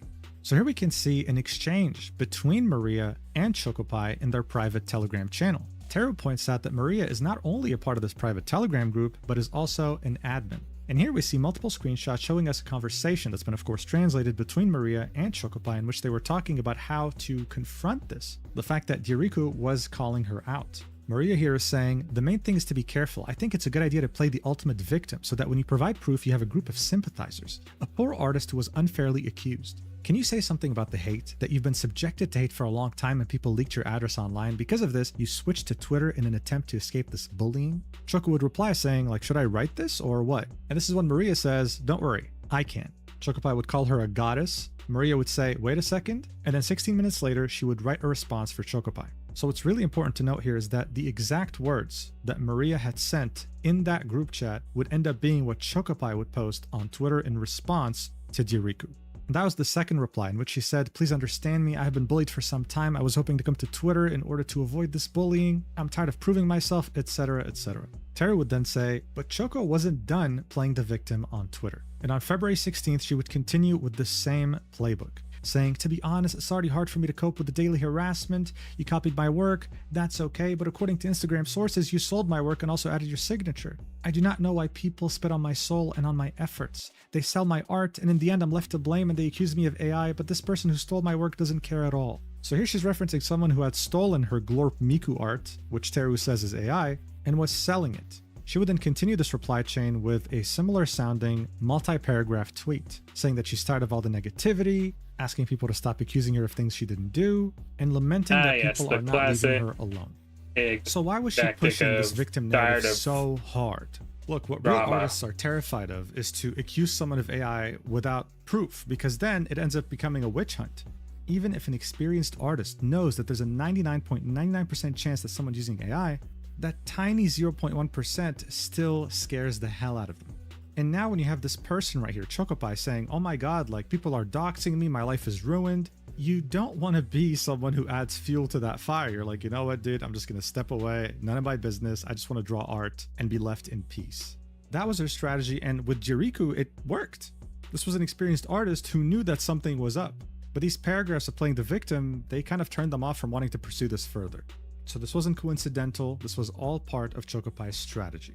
The document would then continue. Even after she deleted her tweets about Chocopie, Chocopie went ahead and decided to plagiarize a commission of Jericho's character drawn by Kuno MD, followed by a sarcastic telegram message about it. So as I said, Jericho didn't really want to bother with this. They deleted their tweets and moved on. So here Teru says that a little while later, Chocopie would find an illustration of Jericho's character, the original character, drawn by Kuno MD. She would make a suspiciously similar art piece with the exact same pose and colors, and then post these two images together, right? So Kuno MD's original art and her art that looks similar in her telegram saying, "Chocopie leak, she can't generate the image herself, she just copies poses and ideas from other artworks. Please call her out on it. When you overlay the images, 2 pixels match up."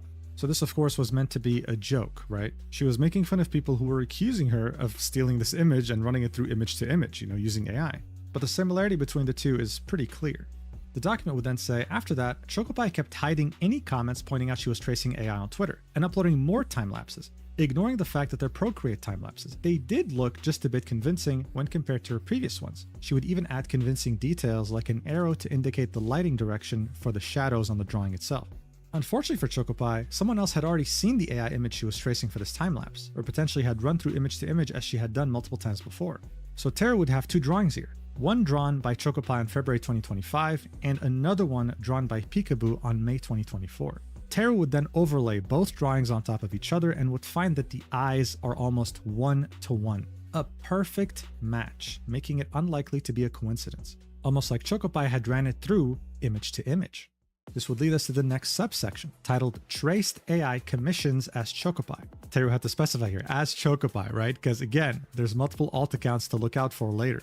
Chocopie was successfully scamming people on Twitter while acting like a victim of AI harassment. Time lapses in her media tab, no AI in her bio. You can't blame clients for not knowing any better. But Chocopie wasn't just selling commissions on Twitter, she was also doing Your Character Here auctions and selling adoptables on the side through her Toy House account. So just so you know, YCH means Your Character Here. So it's a pre-established pose and even outfit, and all they do is just insert the character you want in there. Yeah, good. And adoptables are, well, a design that you adopt. So let's say you want to become a VTuber, you're looking for a concept, you can very easily find someone with an adoptable, an already pre-made design, and buy that. Then you can hire someone else to model it, rig it, etc. So with that in mind, the fact that she had YCH and adoptable commissions on Toy House, we get to the next subsection, which is ghosting clients. A few months before the Glorpy Miku situation, on November 15th, 2024, Chocopie posted a YCH auction on Toy House. On November 16th, 2024, the winner paid $100 for the auction, and Chocopie mentioned that it would take 2 to 3 months to finish. However, there was no further communication after that. So after 3 months of no responses, the client messaged Chocopie on Twitter. Chocopie's excuse was that she had lost her Toy House account. So here we can see multiple images of that client messaging Chocopie on Twitter, initially getting the response, "Oops, sorry, lost access to Toy House," on February 2025, right? A few months after they had won. We can see this person trying to pursue Chocopie up until July 26, 2025 in the DMs, and eventually in October 2025, they can be found in the replies to Chocopie's post saying, "This person ghosted me on a commission and now I'm out like 100 plus USD with zero communication." Chocopie never answered to the client, and the client has yet to receive a refund. The case of another client she had ghosted after taking a $300 commission will be mentioned later, as it is tied to Chocopie's sister, Michi. The sister here is in quotations because it's alleged that Michi was just Chocopie role-playing as her sister. Tara would then add, "I was also told that Chocopie also ghosted Telegram clients during 2024 and never refunded them."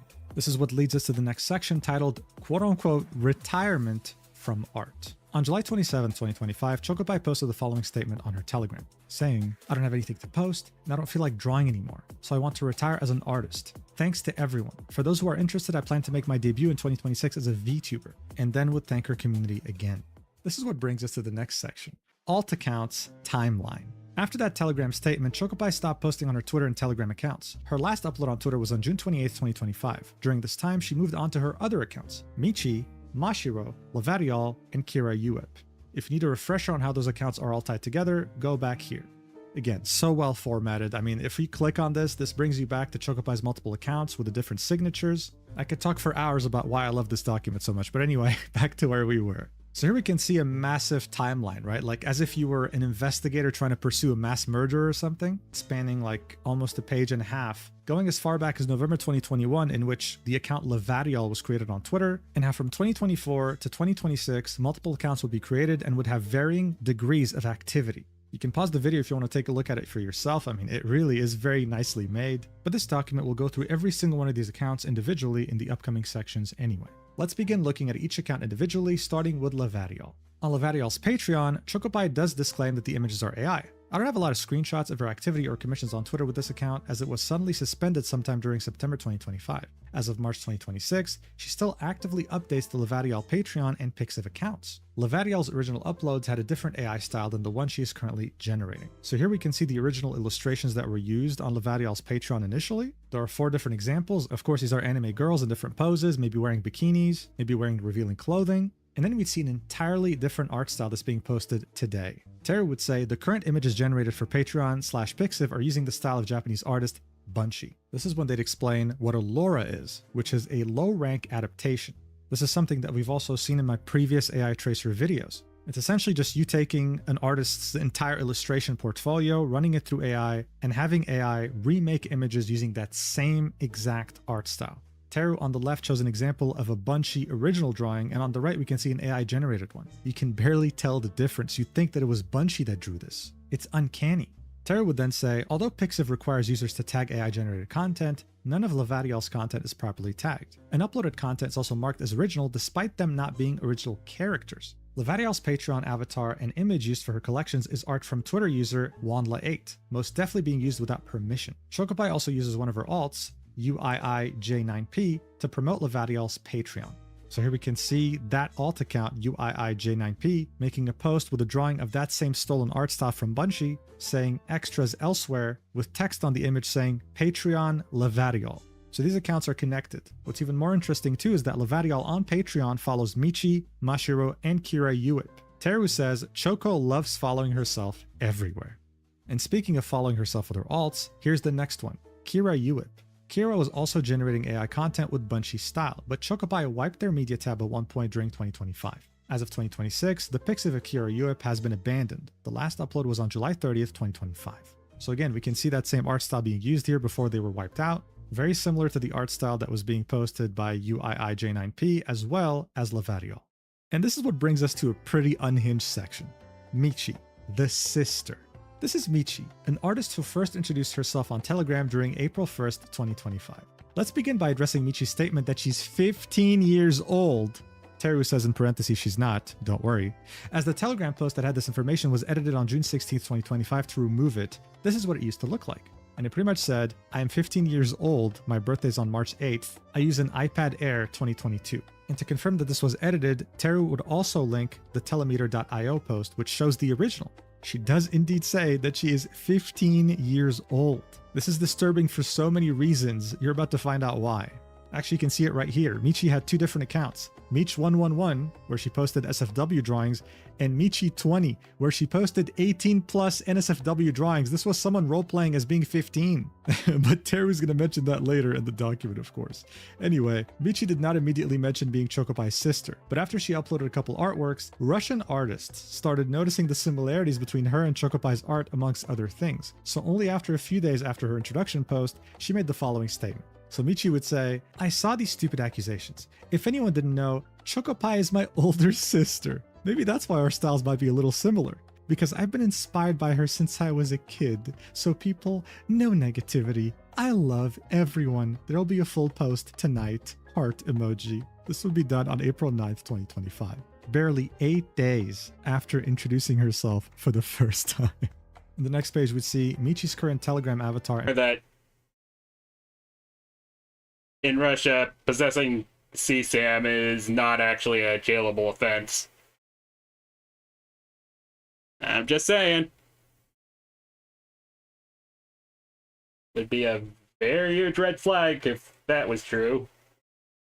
I assume people on Twitter noticed this and reported it to Patreon because Michi's original Patreon account got suspended at one point last year and she had to make a new one. So here we can see that even on Michi's account, she was charging $7.5 a month for exclusive artworks, speed paints, PSD files, etc., continuing the same formula she's been using since the beginning.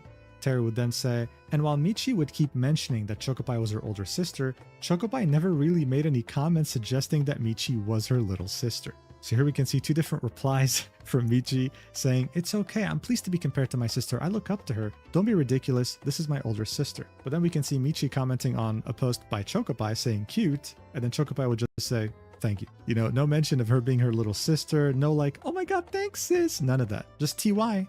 Anyway, the document would continue. Michi's username seemed kind of familiar to me, until I realized there was another artist with a similar name on Twitter, Miyuchik. At first, we didn't know if this was yet another Chocopai alt, as the style was not similar, but the artist was also Russian. I decided to reach out to the artist to see if this was a coincidence. So on September 2025, Teru would reach out, and the artist would say, hello, no, I've known about her for a long time, she just copied my username, lol, sad face. I don't know what I can do with this. So as you can see, Teru has had their eye on Chocopai for a long time, since September 2025. The document would then say, with that knowledge in mind, you can take a look back at their Twitter bios and notice the similarities. And here we can see some interesting patterns. Miyuchik would have 2 star emojis next to their name, Michi would do the same exact thing, and even the way that Miyuchik had like their bio structured, the way they would say Illustrator, how they'd have comms as their Twitter location pointing towards their card website. Michi would do the exact same thing. It was a Control-C, Control-V situation. Teru would then say other Russian artists on Telegram once more noticed the similarities. This is how one of them recalls it.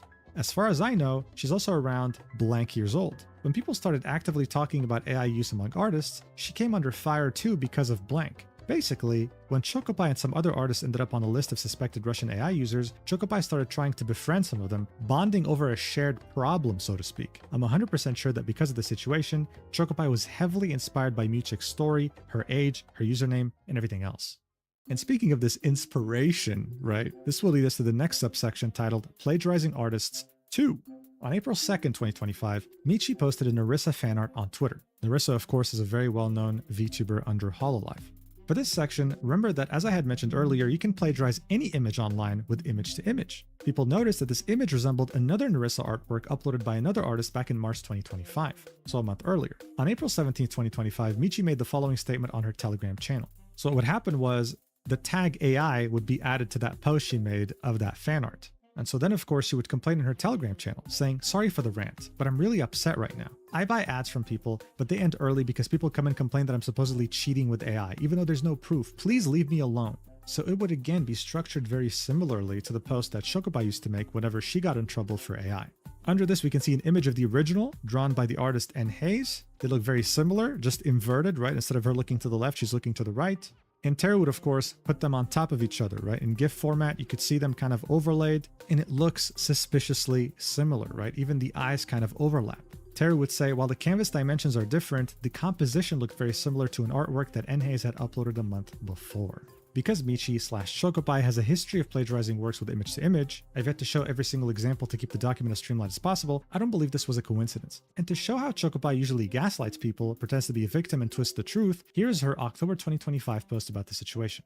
So here we can see a post made by Michi, saying, in addition, there were many accusations of plagiarism of the Narissa drawing, the same pose and clothing. Yes, I have acknowledged this, and I was wrong and feel extremely ashamed about it. I was truly inspired by this art and wanted to draw something similar, and I deeply regret this action.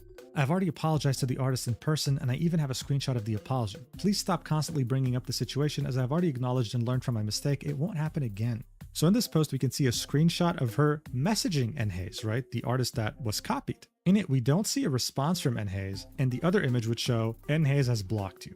Tara would say, as far as I know, she never acknowledged it on Twitter before, and the screenshots she attached were meant to paint herself as a victim again. The first screenshot is a DM that never got answered, followed by a screenshot of Enhaze blocking her, implying that Enhaze had ignored her after she reached out. Except that Michi/Chocopie omitted the fact that Enhaze had contacted her first, but she deleted Enhaze's message before taking the screenshot. So here we can see a comparison of Michi's screenshot with Enhaze's actual DMs, in which we can see Enhaze saying, "Hello, it has come to my attention that one of your Narissa drawings is very anatomically similar to one of mine from some times ago, and I thought I'd reach out for clarification. Were you referencing my art?" To which we can see Michi saying, "I'm sorry I didn't answer you, but I don't want to cause a scandal. My body is too weak for that. Please forgive me again, I was wrong. I was inspired by your work, but I drew it myself and I don't use artificial intelligence. Please delete the posts with me. I can't see the negativity from different people in my direction." So this is definitely interesting, right? I might even say it's crazy. Trying to paint Enhaze as someone who's unreasonable when they had reached That out is way first. too over the top. Very interesting. for me to And we're take not seriously. even halfway through the document. And so we'd find ourselves in the next subsection titled AI Laura Chandayu 1. While Michi's traced work fluctuates in anatomy/style slightly, the only semblance of consistency is in the eyes, and even then they aren't always similar. Her works resemble artist Chandayi's style the most. So here we can see that artist's original style on the left, with Michi's drawings on the right. Again, same with the previous examples of trying to emulate other artists' styles. If you told me that all 4 of these images were drawn by Chandayu, I would very easily believe you. They're just that similar. On the bottom left, we'd see someone replying to one of the posts of Michi copying Chandayu's style, saying, "I really love your art style. It reminds me of Chandayu's style a bit. Cool art." To which Michi would say, "Yes, I'm inspired by her style. Thank you." Teru would then say, while pointing with the left arrow towards the image of those tweets, "There is a chance that it's just another generic AI output being traced and Chandayu's signature style choices are just added on top of the traced image." But it's confirmed, as Michi mentioned, being inspired by Chandayu in the past. Clearly, there is nothing wrong with being inspired by another artist, unless that inspiration means plagiarizing their work. This is when we would reach the next subsection, Trace Timelapses 4, Michi Edition. During early 2025, some people noticed typical AI tracer red flags on Michi's account. And so again, here we'd be revisiting some red flags we already saw before, like a new account with no past online art records but skilled level art, and AI tracing elements like looping hair, wonky hands, poor line work, and fluctuating anatomy proportions between images. So pretty much inconsistency with weirdness. Just like her previous persona, the pattern that followed was the same. On April 18, 2025, weeks after the Enhaze incident, Michi posted a time-lapse to prove that she was not tracing. The first thing to point out is always the art program. In this case, this is a 30-second clip of Clip Studio Paint time-lapse. Unlike Procreate, recording a trace time-lapse isn't as straightforward with CSP because it doesn't have hidden layers. However, there is a way to hide a layer from showing in the time-lapse. You are limited to binary line work, but it's still possible. Personally, I don't think Chocopie/Michi is using that method here. There is yet another method that would let you forge a trace time-lapse with CSP that doesn't even involve the program itself, but besides those 2 methods, I'm more likely to believe that she is using AR to trace here and then color picking from another canvas open within CSP. From my personal analysis, it is not the sketching that's suspicious in this case, but rather the way some hair streaks have no coherence when they are lined. And the precision in the line work itself, the anatomy accuracy without edits from an artist who has no past art history. Combine that with all the previous red flag elements in other artworks, like looping hair, wonky hand, poor line work compared to anatomy, etc., and this time-lapse doesn't really prove anything. However, if this same time-lapse had been uploaded by someone without AI tracing red flags in their other art, or someone with a long history of online art uploads and consistency, then it would be less likely to suspect that it's traced. So see, this is dangerous, right? Like, imagine if someone had been drawing legit with a high skill level for like 5 years, 10 years, before AI had even come out, and now uses AI. You would have no way of proving it whatsoever. We're lucky here that Michi or Chocopie is a brand new account. That's an easy red flag, but what if it was someone who's been drawing for like a decade? That's where it gets very, very tricky. Teru would then say, since there was now a time lapse as a shield for any future accusation, Michi would go on and continue telling people that she wasn't using AI. You think it'd be improbable, Only but 6 months after she had uploaded her first artwork, sadly, that's Michi also would a make factor. a new account as she had been shadow banned for uploading suggestive artworks. It is frustrating to get shadow banned and not indicative of anything in itself. Tracers usually worry a little too much about being shadow banned when their art account is brand new.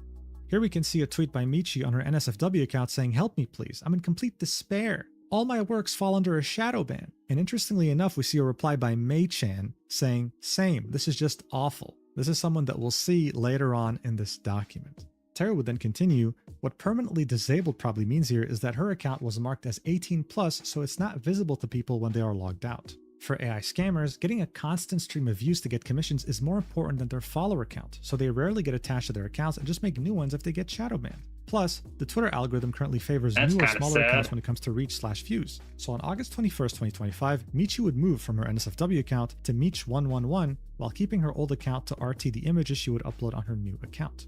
And so, with this new account made, it would bring us to the next major section titled Charging $700 for Traced Commissions.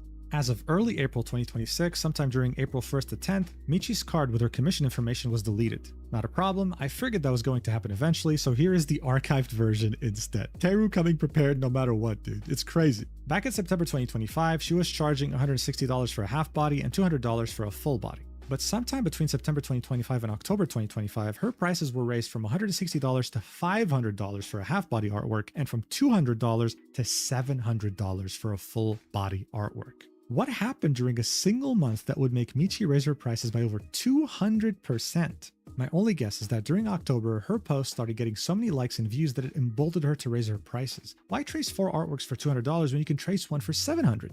I'm not sure if anyone paid $700, as she never mentions the client's usernames when she posts commissions. These commissions posted afterwards could have been paid for before the prices were increased. This is what would make Teru point out another red flag to look out for with tracers. Tracers will usually fluctuate commission prices, basically doing dynamic pricing based on how much attention their most recent posts are getting. We can almost make a distinction here. Michi increased the prices in October 2025, and it just so happens that during that month, she would get a post that would reach over 1 million views and 60,000 likes. So, more views equals higher price. Just so you're aware, typically the most popular artists on the platform don't really do this.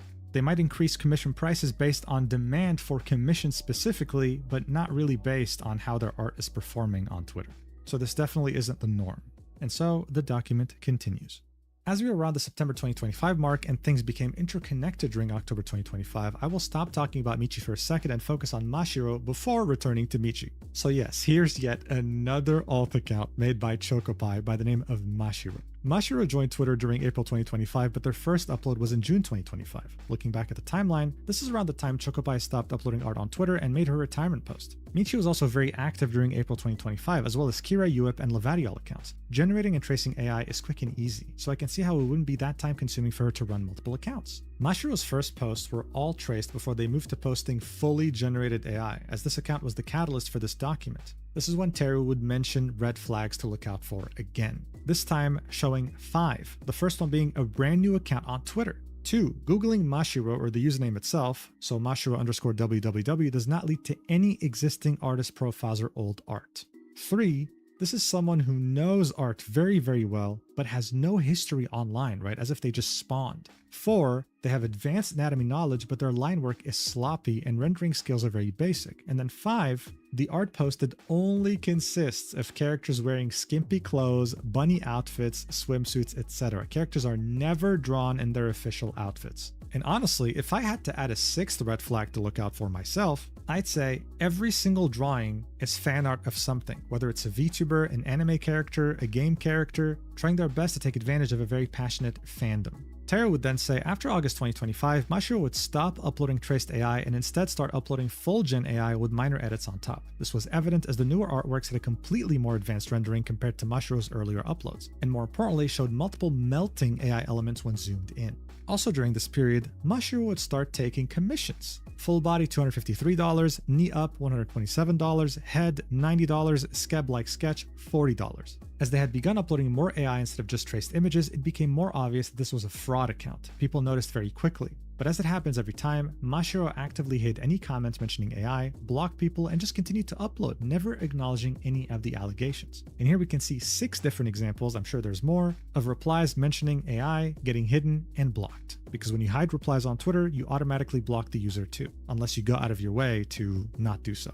Let's take a look at the 2 images that got these AI comments that were hidden and blocked. So for the first image, Teru says this is the kind of image where there's absolutely no doubt that it's AI generated. And here they would provide zoomed in examples of the original drawing. I mean, my God, look at this formatting for a second. We have to appreciate this like you appreciate a pretty view off the balcony or something. Wow. Merging hair, strings, missing parts, cricket fingers, melted AI artifacts. Blocking and hiding replies is pretty effective, especially when no one else is talking about it. They would continue to farm commissions under Mashiro's persona while taking commissions on her Michi account at the same time. Chocopi had learned that it's better just shut up and ignore people instead of trying to prove anything, or so it seemed. On September 26, 2025, artist YoClash noticed that Mashiro was taking commissions and would point out that their work was AI. YoClash's tweet below is a quote retweet of Mashiro's tweet on the left. This is the image that we just saw that had zoomed in elements where Teru was saying it's very obvious that it's AI.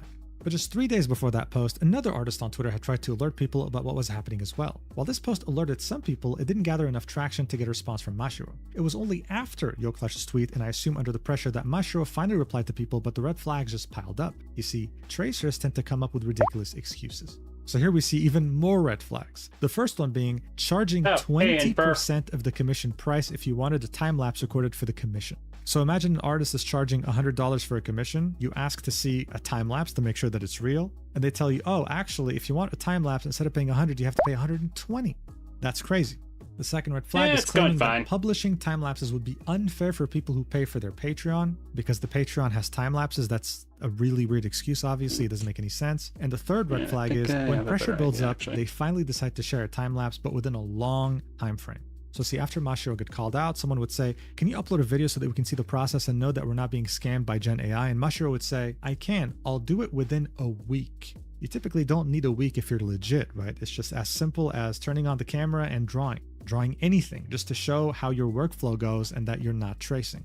So when the accusations piled up, Mashiro said that they would record a time-lapse and post it only if the people saying their work was AI ended up apologizing, specifically mentioning YoClash. Knowing Chocopai's past on Telegram and seeing how she had forced people to apologize to her while making fun of them in private, this isn't surprising in the slightest. This was the exact moment when I found out about Mashiro, which led me to Michi, Chocopai, and her circle of Russian tracers. But before getting into that, let's continue talking about Mashiro. As I've already elaborated on the red flags at the start of the section, to me there was no doubt this was a scammer. Even if they had never uploaded Gen AI full of melting elements and nonsensical hair and just continued tracing instead, the other red flags were very evident. And while I could 100% confirm they were tracing, the time-lapse is usually what wraps it up. On September 17, 2025, one day after seeing YoClash's post, I made a post about Mashiro because I had noticed I had mutuals following their account. And just as expected, within an hour, Mashiro untagged themselves from my post and I was blocked. On September 20th, 2025, 3 days later, Mashiro would finally post the highly requested time-lapse of their work, but with comments turned off. This is a Procreate time-lapse. You can tell by the fading effect at the start of the recording, I have to repeat this every time. Procreate has a function that lets you hide layers from the time-lapse recording, making it very easy to trace. And this is Chocopi we're still talking about, who after trial and error found out what makes time-lapses look quote-unquote genuine. Here, there are 2 sketch drafts before she draws the actual image. Time-lapses tend to fool on artists easily. If someone who Actually, give me a second. I have to submit these back, actually.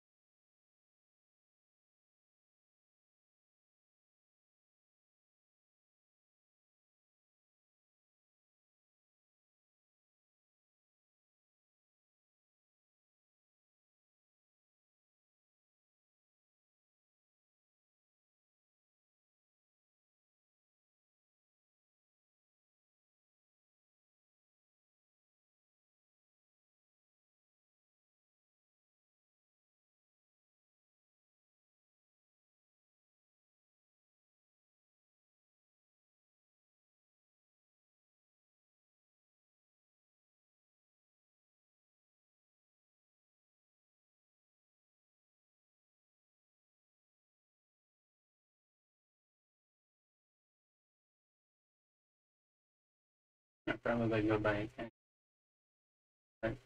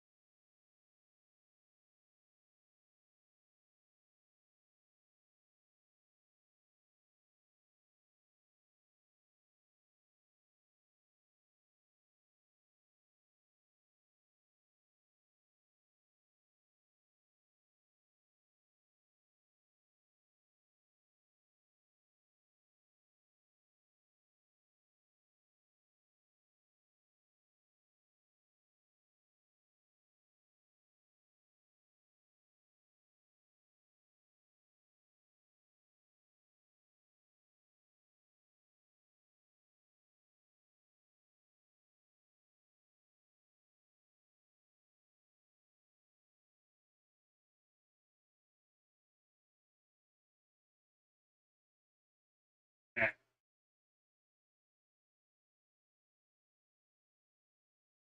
Um,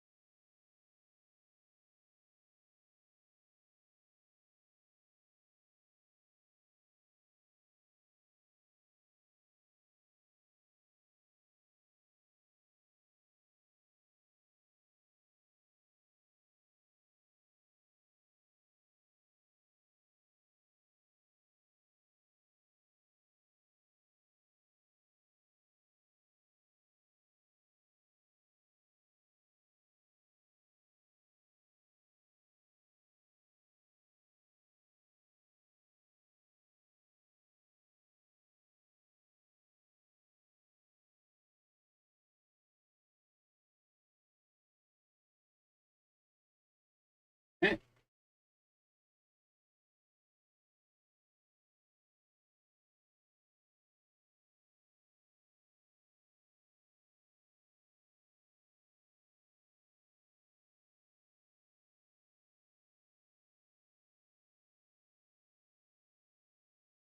no.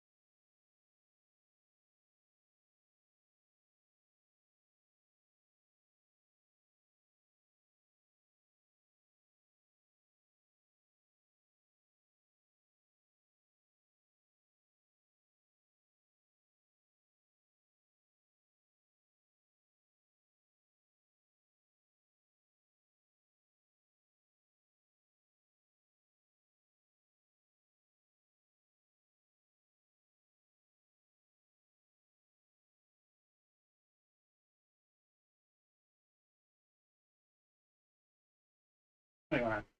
Work on something.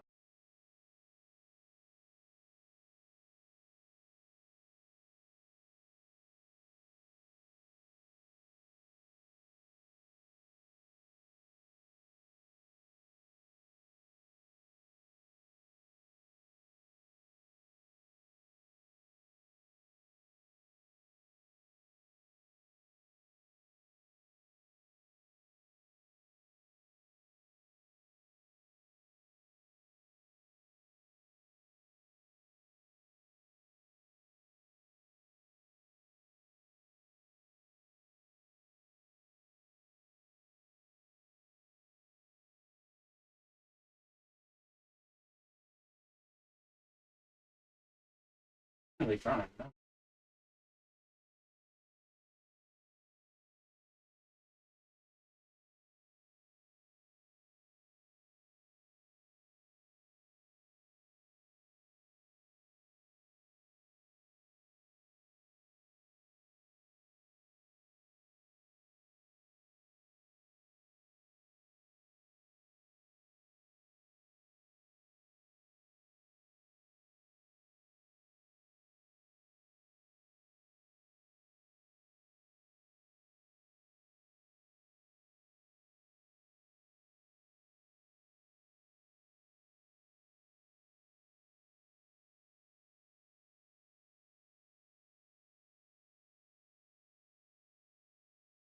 Alright, so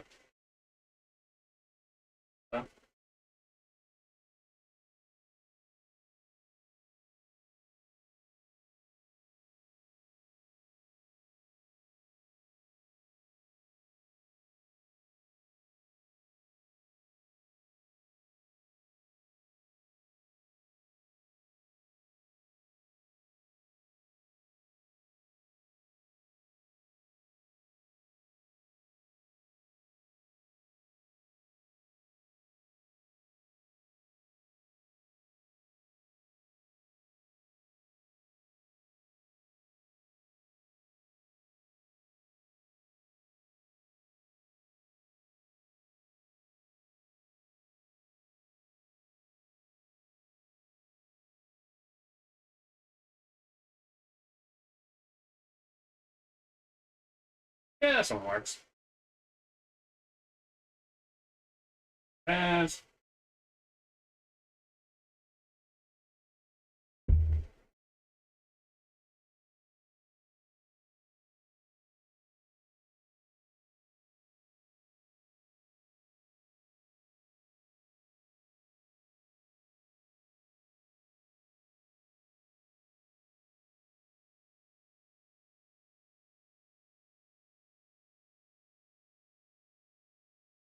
that.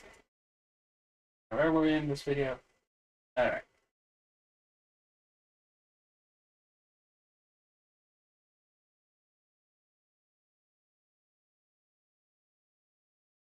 Who has never seen time lapses, art live streams, or art workflows sees the time lapse on the right, nothing would really stand out as unusual, even when the hair looks like this in the final image. So on the right, we can see the time lapse. In it, Mashiro would initially draw a sketch, completely scrap it, and then draw another one with a completely different pose. In the final image, Teru would point out that the hair is looping. Oh, an It AI just tracer. looks weird, something that AI would do.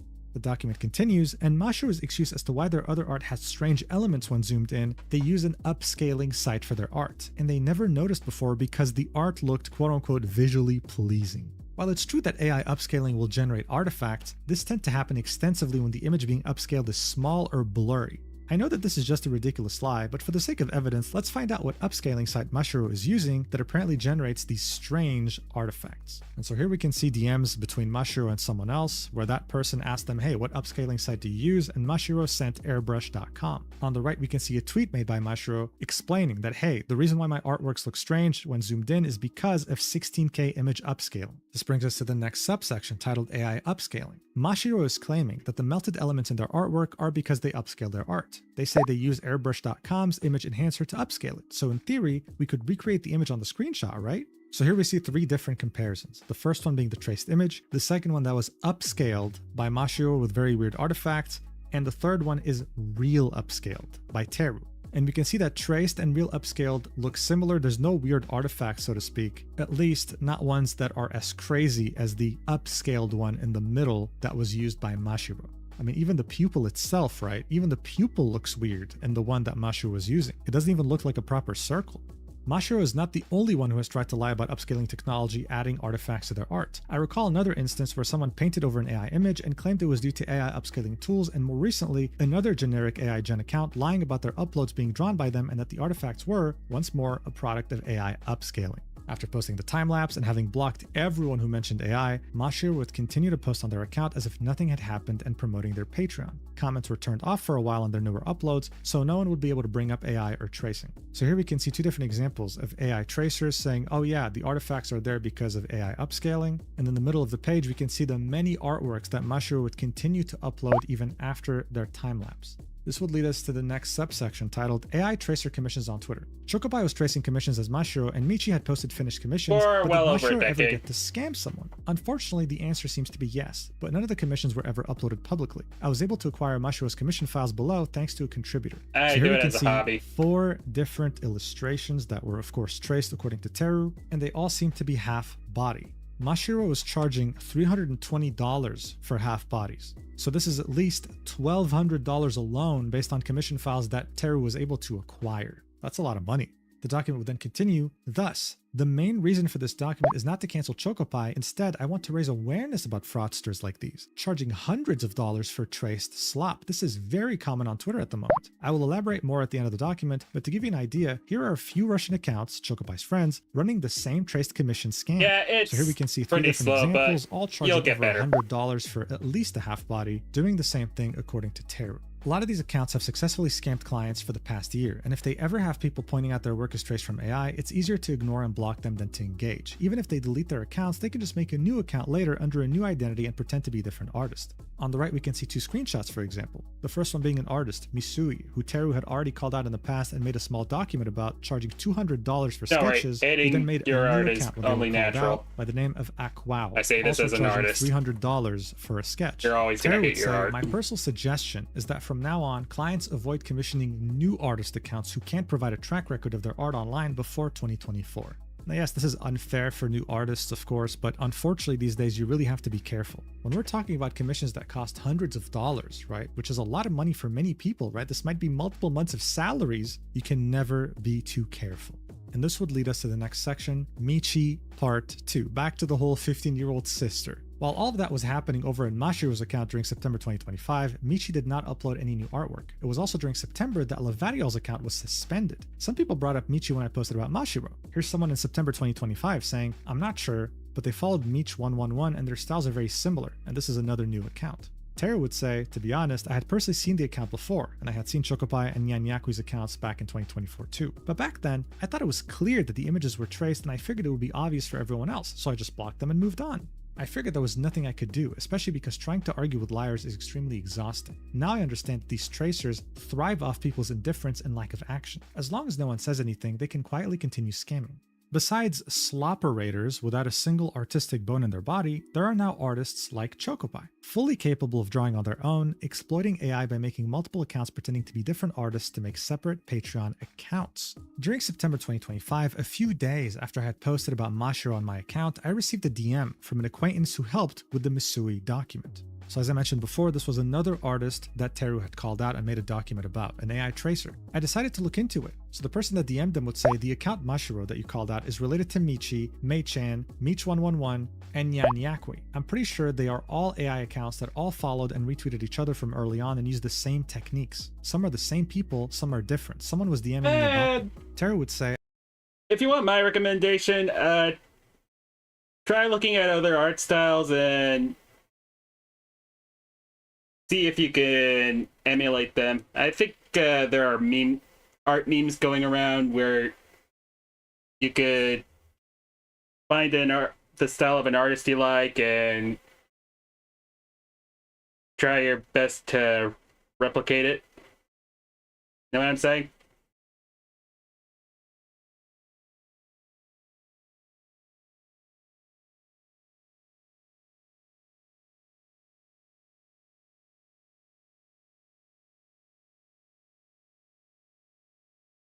Yes, Evie Loaf.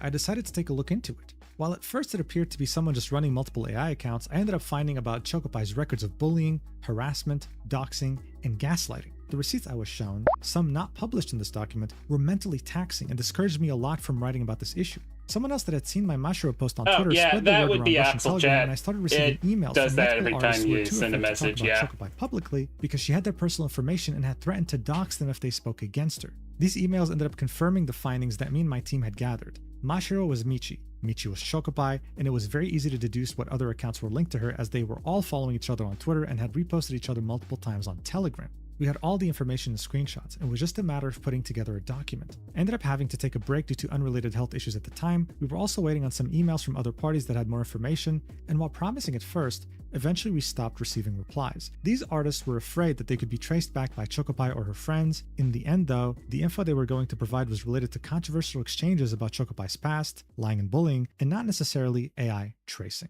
But then, on October 29th, 2025, Michi posted this on Twitter.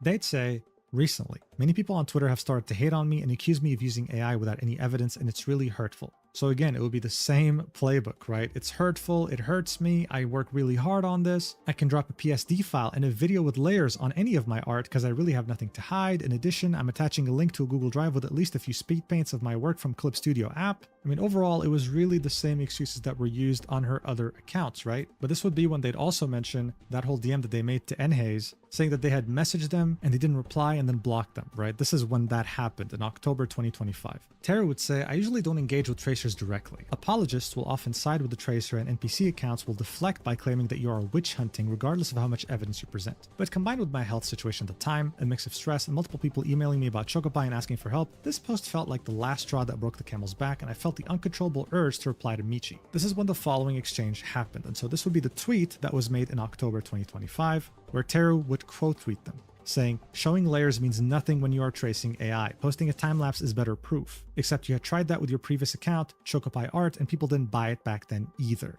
In the document, Teru would say, you don't want to tip off tracers because they will immediately start deleting evidence. But at this point, we had all the screenshots we needed. It was only a matter of organizing them in a doc and archived all the sites, so Chocopai deleting stuff wasn't an issue at all. And so this would lead us to the next subsection titled Real-Time Drawing with Magma. Michi had no idea about all the information we had, so I followed along and invited her to draw together on a Magma board. Magma is a website where you can draw in real time with other people. Unskilled tracers will absolutely never accept to participate in something like this. Yes, it is possible to cheat in Magma the same way you could cheat with a time-lapse, but there are always workarounds and ways to know if the person is tracing. That's why most tracers will panic or become defensive when you bring up drawing together in real time. Teru here would give us multiple examples, 4 actually, with one being from Asami, right? Every one of them getting defensive when asked to draw live, saying things like, oh, I don't want to, this is all drama farming, I've already provided proof, the usual. Tara would say, but this is Chocopai we're talking about. Someone who always seems to be one step ahead from people that point out she's using AI. By tracing with AR and learning how to make her time lapses appear very legit. Unfortunately for Chocopai though, I've seen way more convincing tracer time lapses before. I had invited Michi and her sister Chocopai, while fully aware that Michi as Chocopai had done Magma sessions before. She did not know I had this information. Michi would use her best friend Nyanyakwi, so Maria, as a replacement for Chocopai. That's because Michi and Chocopai are the same person. Maria's trace style is very similar to Chocopai after all. If it wasn't Maria, it would be another one of her tracer friends acting as Chocopai. And finally, Michi was going to use AR or a similar technique to trace in Magma.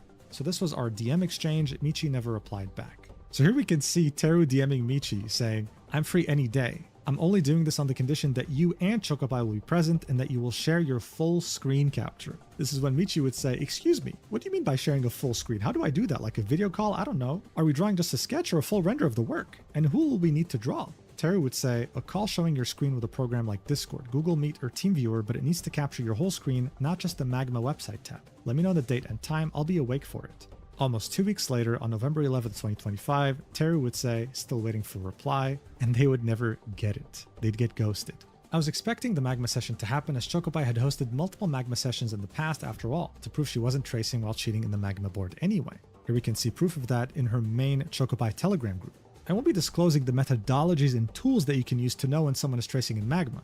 But I cannot stress enough that when someone wants to cheat, they will find a way to cheat. Time lapses, real videos, or even drawing in real time cannot be fully reliable when dealing with fraudsters. This is an issue as it erodes trust and credibility for everyone else. But just like how there's ways to cheat, there are equally enough ways to know when they are cheating. Going back to Michi's tweet, providing PSD files and showing layers really does nothing when the image is traced. The excuses that you usually hear when someone tries to pass off an AI-generated image as a hand-drawn are usually, I paint everything in one layer, or I already merged everything, or I lost the file, as these are situations that also happen to real artists. I don't think having files unavailable is strange unless it happens exclusively to images that look AI-generated, then painted over, and not ones that look traced. This brings us to the next subsection, Trace Timelapses 5. Now let's take a look at the timelapses Michi had uploaded to the Google Drive folder. So here we can see 3 different timelapses, 2 in Clip Studio and 1 in Procreate. These are sped up GIFs. Tara would say, different face structure, anatomy proportions, and line weight within only a few months. Essentially, these 3 look like they could have been drawn by 3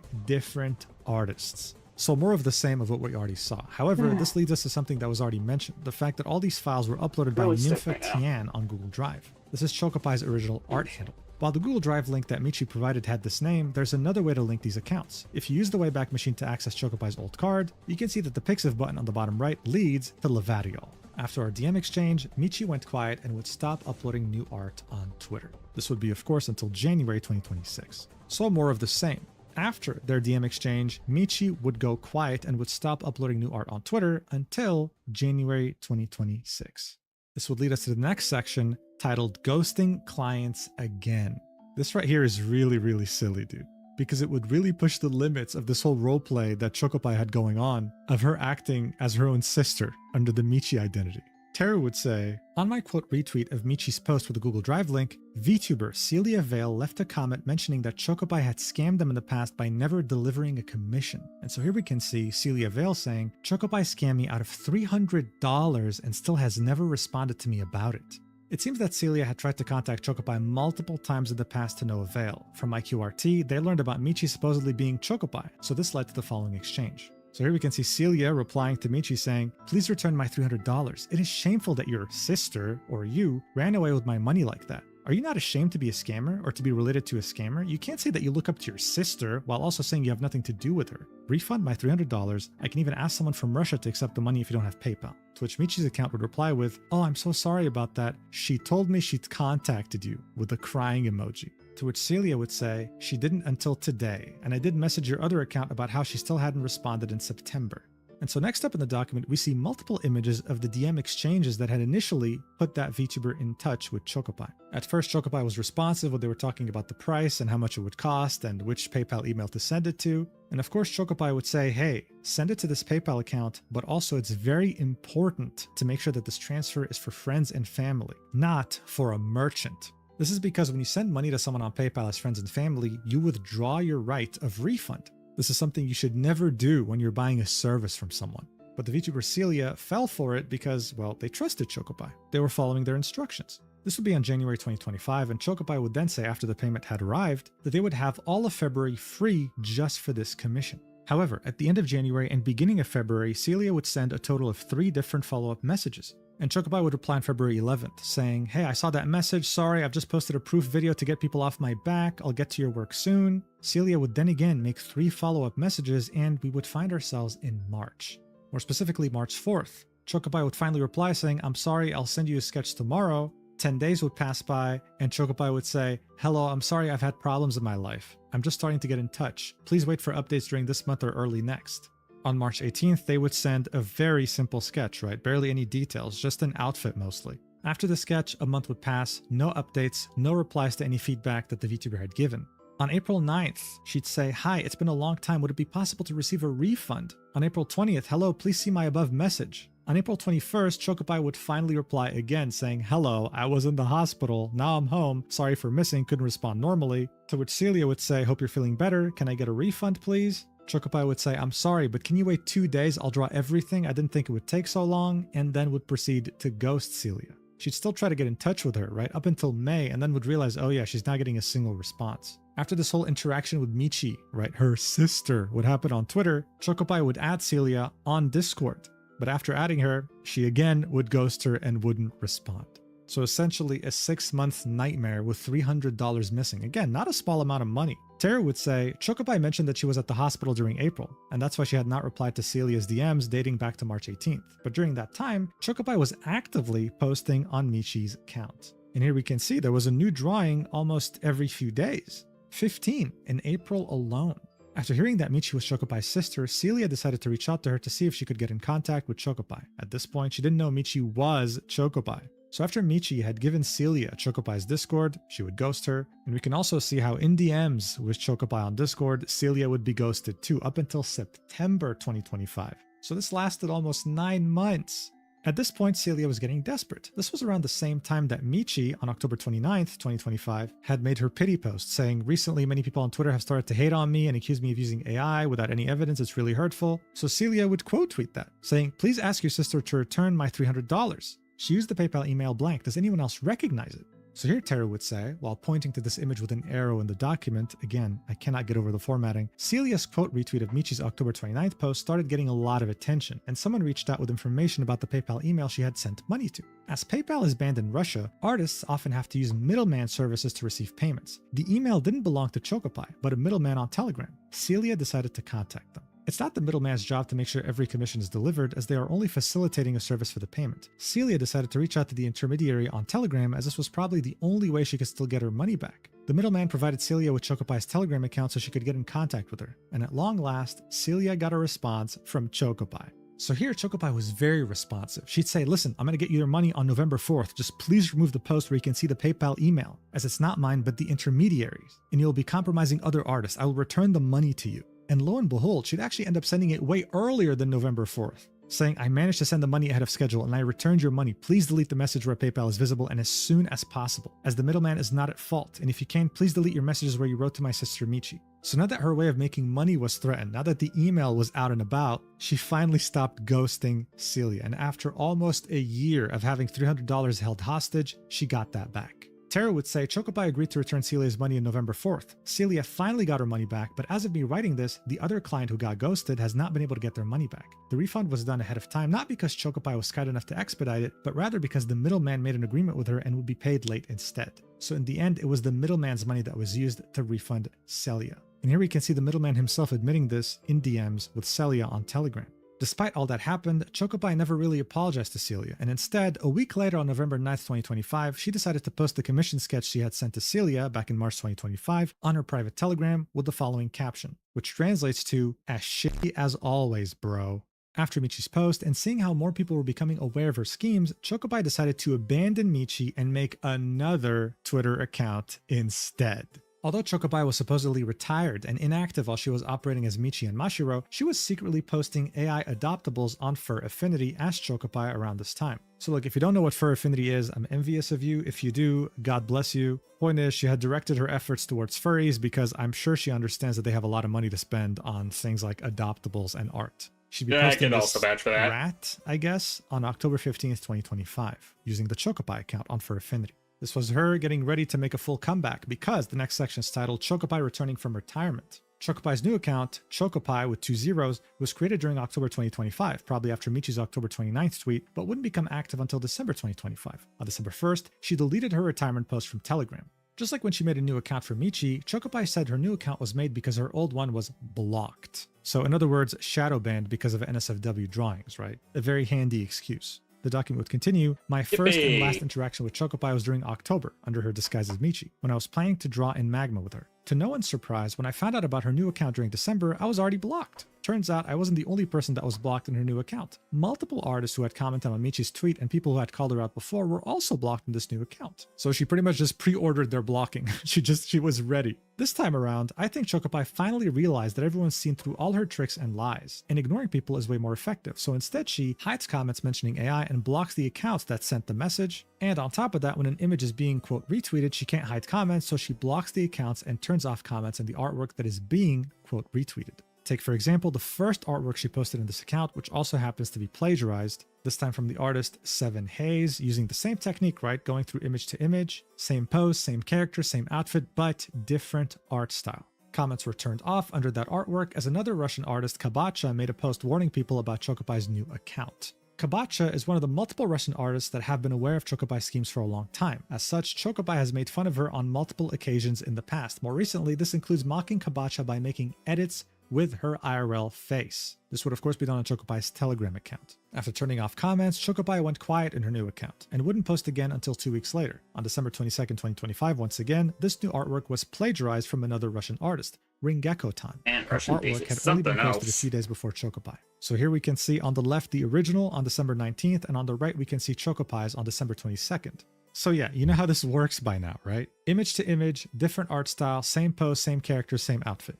According to Chocopai, who posted this on her private Telegram account 1 hour after Ringekko's post on Twitter, this was going to be a coincidence. So here you can see Chocopai saying, "I was so excited I thought I'd post some art today, then I saw Ringekko's art and I don't get why it looks so similar. Even though this is the first time I've ever seen it. Are we living in the Matrix? I can already feel them dragging me into another plagiarism scandal, but fuck that." Then she would say, "Fuck, Ringekko blocked me too." But months before, in March 2025, Chocopai was blocked by Ringekko on her other account. And she had actually complained about it, or at least made fun of it on her Telegram. So to Teru, this wasn't a coincidence, right? This was like a vendetta. If you blocked Chocopai, she would take revenge later on you by plagiarizing your work.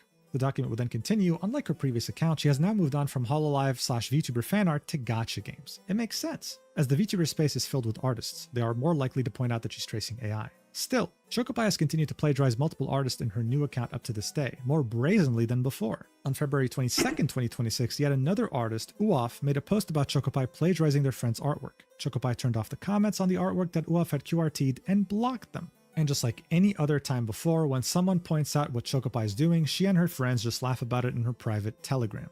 On that same day, February 22nd, 2026, and in reference to Uof's quote tweet, she would say, "Write more documents exposing me, it turns me on." While hiding comments and blocking people is effective on Twitter, it's even easier to get away with being a tracer fraud on her Instagram, where comments can be entirely deleted instead of just hidden.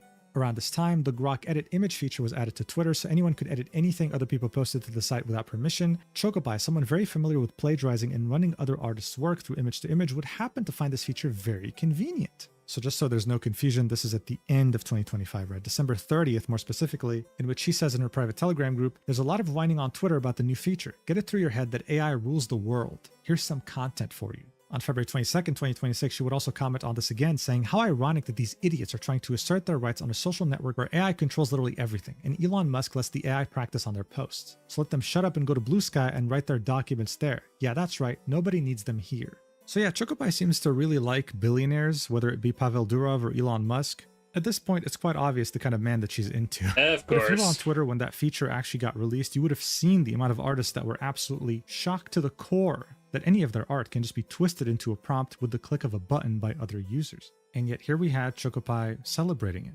Terry would then say, just like Chocopai, a lot of the slop raiders running Patreon and Twitter accounts don't even bother typing their own prompts anymore and instead plagiarize other artists' works with image to image. So here we can see on the Yeah, left apparently another drawing that was made by Enhaze, they decided someone to that complain Chocopai about plagiarized before, and on the right we said can see prompts being another Twitter account plagiarized. by the name of Yuyumi SFW with the same exact pose, same exact character, same exact Needless to outfit, say, we but laugh of course at their ran through image asses. to image under a different art style. Chocopai's style in this account looks just a bit different from the one in her previous one. It is still stolen and trained from Croquette's art. However, a bot update now has a variation in the style output. So on the left, we can see 4 different illustrations made by Chocopai's AI usage, trying to copy the artist Croquette, and on the right, we can see an AI that was specifically trained from Croquette's art. And so what Tara's trying to say here is that while Chocopai's art does have similarities to Croquette's art, there's clearly some sort of a variation in the AI that makes it a tiny bit different. It's not one-to-one compared to the AI that was specifically trained to emulate that art style. The document would then continue. On a request from a doc collaborator, I've refrained from mentioning the bot name in this document. This is a Russian Telegram bot that a lot of Russian tracers use. The reason Russian tracers opt to use this bot is because it's more accessible than English AI generation sites that require payment and do not take Russian cards. The bot works with tokens that you can buy with a Russian card or earn for free by referring people to use the bot.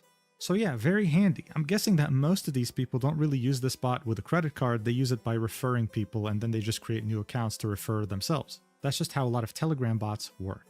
And so this would lead us to the next subsection titled Selling It's also how Procreate DeviantArt Brushes. While Chocopai has finally removed Art no AI from slop her bio, artists she is now work. trying to sell Procreate brushes as if the images had been made from scratch by her, when all she is doing here is using the filling tool, blurring the edges and adding sparkles. There is no rendering done in this time lapse. And here we can see that time lapse in question. There really is no drawing going on. No rendering either. This was Chocopie just making it seem like her brushes were making her achieve these exact results when in reality it was AI obviously, or at least according to Teru. This is not the first case of an art scammer selling brushes. Famously, an artist that goes by Ylanest sells digital art courses and has over 1,500 brushes for sale. Some brush packs cost up to $150, while her videos consist of her pretending to render on Procreate by a deceptive method of using the eraser tool on layers to reveal the AI render underneath. It's a big ol' industry, guys. And as AI gets more advanced, people will figure out more ways to scam and it'll get bigger and bigger.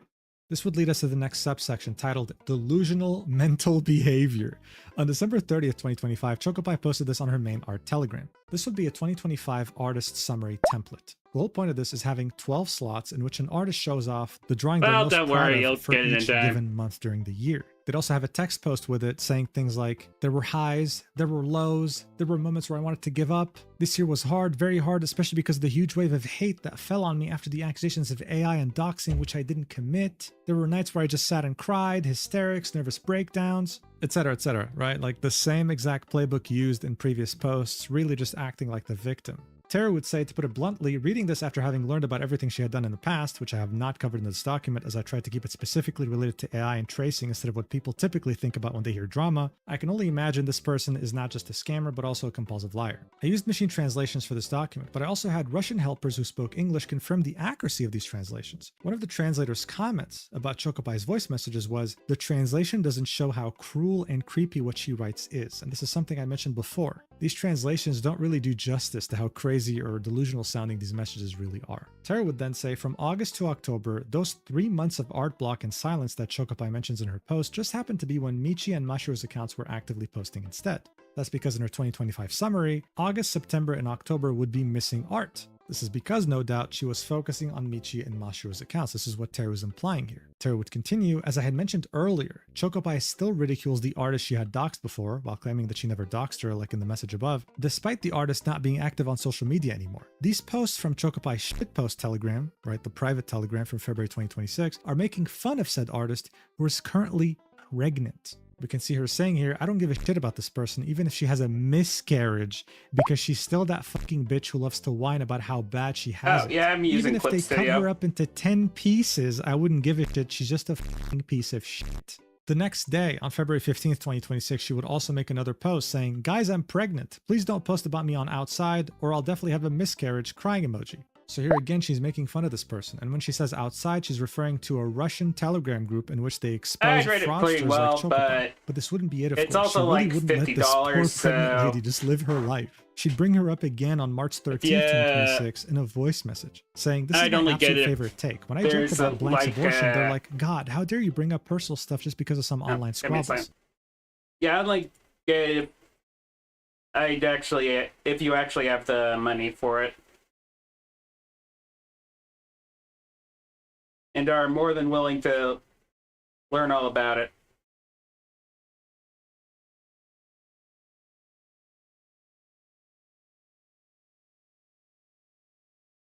Well, because she was the one who attacked me first. It's just an online conflict. It shouldn't spill over into real life. Yeah, I don't give a fuck. Ha ha ha ha. The person who literally pinned everything on me and made herself out to be the victim, I have no right to touch her personal life? Yeah, fuck that. I don't give a shit. Teru would say, you would think that from these posts, we're talking about an entirely separate situation or a long-time feud. Yet all... Let me double check, actually.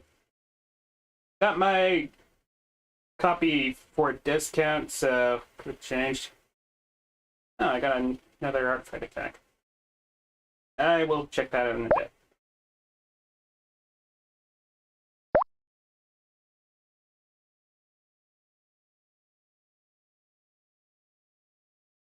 Clicks. Yeah, paint. Okay.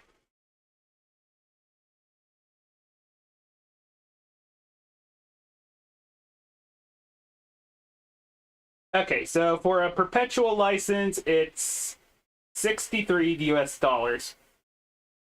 I wound up getting my copy during a discount since, well, the thing goes on sale every other day, so...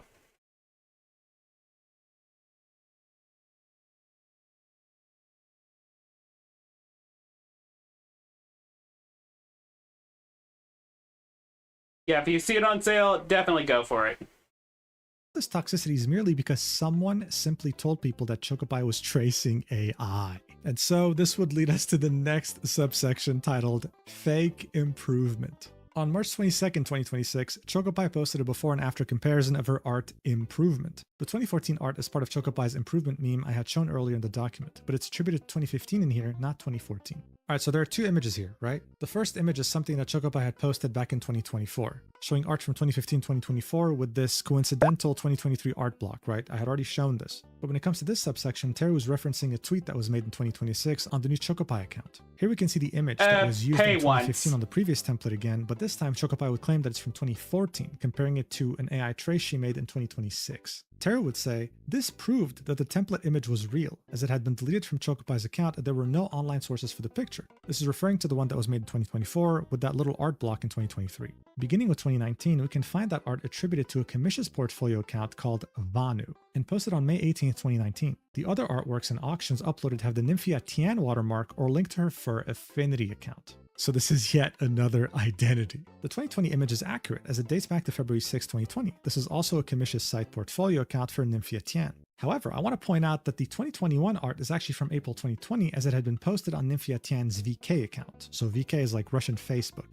Tracing AI will not improve your art skills. As a reminder, Asami was exclusively tracing AI for 3 years, and when the time came to maybe finally draw something without the aid of tracing, she was still unable to draw anything by herself and still had to trace an AI image. So this section here was to show that obviously this was fake improvement, but that before incorporating AI into her workflow, Chocopi was slowly but surely improving. There was an art style there. Now she uses AI, and this AI is not going to improve her real skills. It's just not going to happen. When you do that, you're essentially giving up on this hobby. You don't want to improve anymore. So look, I'm sure this was already one hell of a roller coaster when it came to Chocopi, all these different accounts. Not her even role-playing once. as her 15-year-old sister, charging egregious amounts of money for AI-traced commissions, ghosting clients, making fun of a pregnant lady, doxing anyone who speaks against her if she can. But as crazy as this all is, she also happened to have a sidekick, Neon Yakwi, otherwise known as Maria, which leads us to the next section. Neon Yakwi, Chocopi's best friend.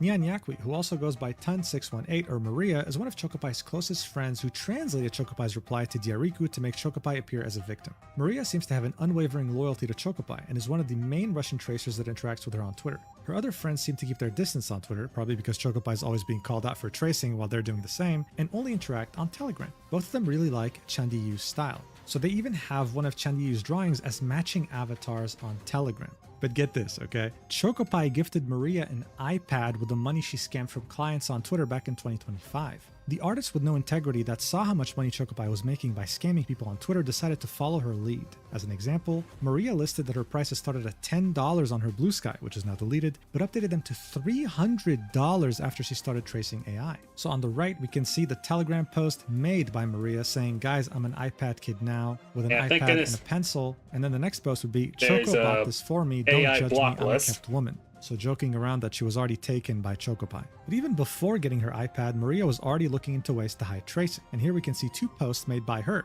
The first one being on February 2025 saying, hey guys, does anyone know if you can hide layers in Clip Studio? I just want to use AI to trace, please help. The second one was made on the 2nd of May 2025. One look is enough for me to close the channel, and when someone accuses me of AI, all it takes is a smirk from me and that person ends up apologizing. Like Chocopi, Maria has 2 Telegram channels, one for art and one for shit posting. Maria was always aware that Chocopi was Michi, Mashiro, Laverial, etc. She had retweeted Michi's October post, but quietly removed the retweet after I had replied to it to avoid becoming involved. She would follow the same pattern of behavior as Chocopi.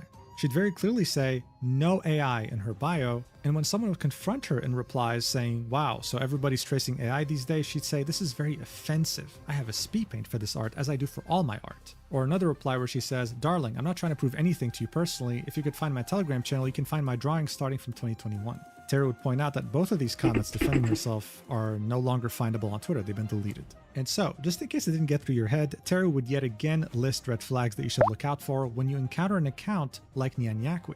Joining Twitter recently, posting high-skill Hololive fan art, right? So a fandom with a strong fan base that just so happens to have curvy anatomy. Another red flag is great anatomy, but of course, some weird things happening, like 6 fingers, wonky hands, looping hair, and of course, having no digital footprint. The idea that this highly skilled artist just spawned one day, right, and started posting.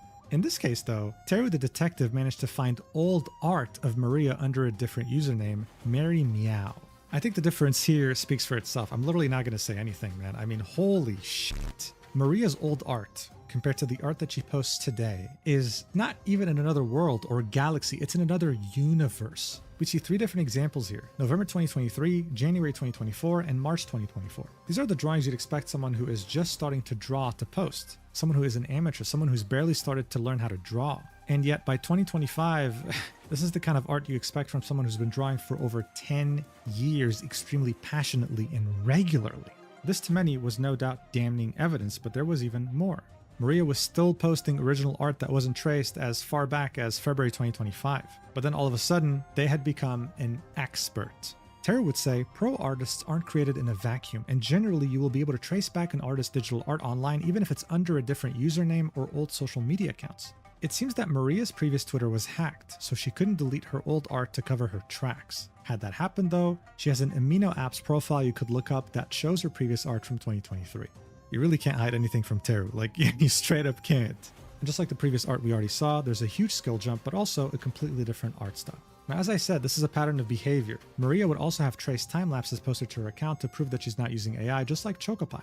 But she'd make a pretty big mistake in posting one time lapse in particular.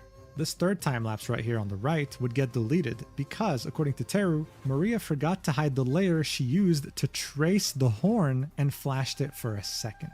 And what's interesting is that this horn belongs to another image she had traced just a few days before. Very embarrassing. But according to Teru, there would be another time lapse with even worse slip-ups, and it would all be in the face. At this supposed skill level, drawing a side view face and eyes should be relatively simple. You wouldn't have to trace over a previous face or eyes you drew before.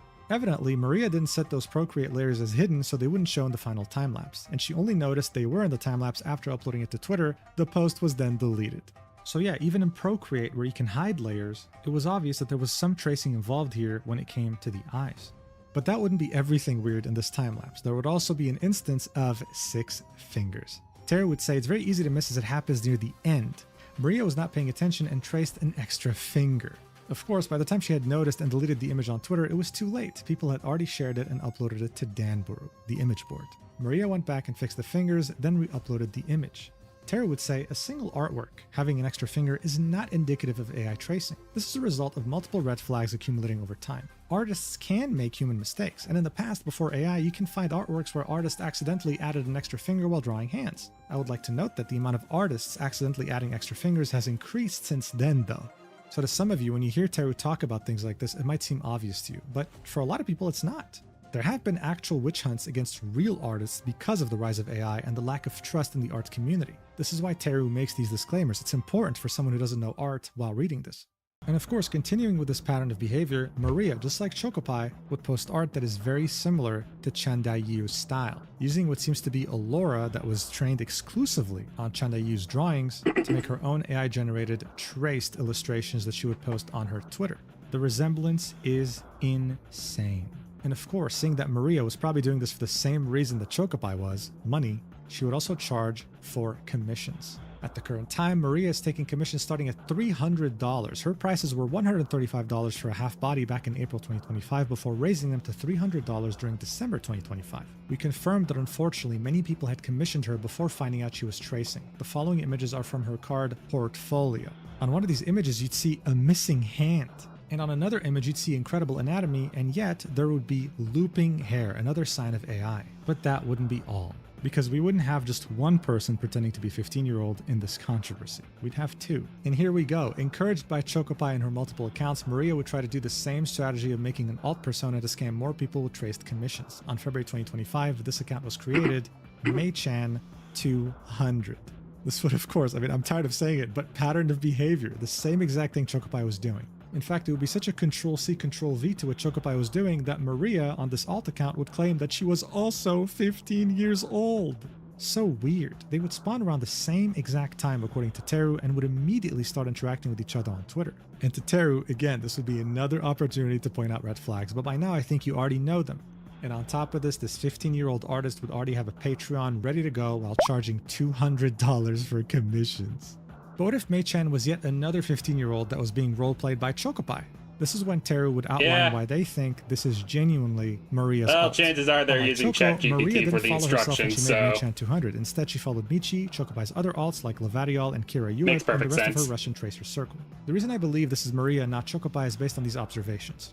Number 1. When Mei-chan made her account, Chocopai had yet to gift Maria her iPad plus Procreate. Maria was still using a regular tablet and Clip Studio. Mei-chan mentions using desktop Clip Studio Paint. Number 2. Although fluctuating a lot, the style did not seem immediately similar to images posted by Chocopai, Michi, or Mashiro where you could make a vague connection between the faces. And number 3, the desaturated color values of the first few images Mei-chan had uploaded resembled Maria's color palette values from earlier artworks instead of Chocopai's. And here we can see 2 artworks by Mei-chan and 1 artwork by Nian Yakui, and yes, they look very similar, same color palette, same saturation, almost as if posted by the same person.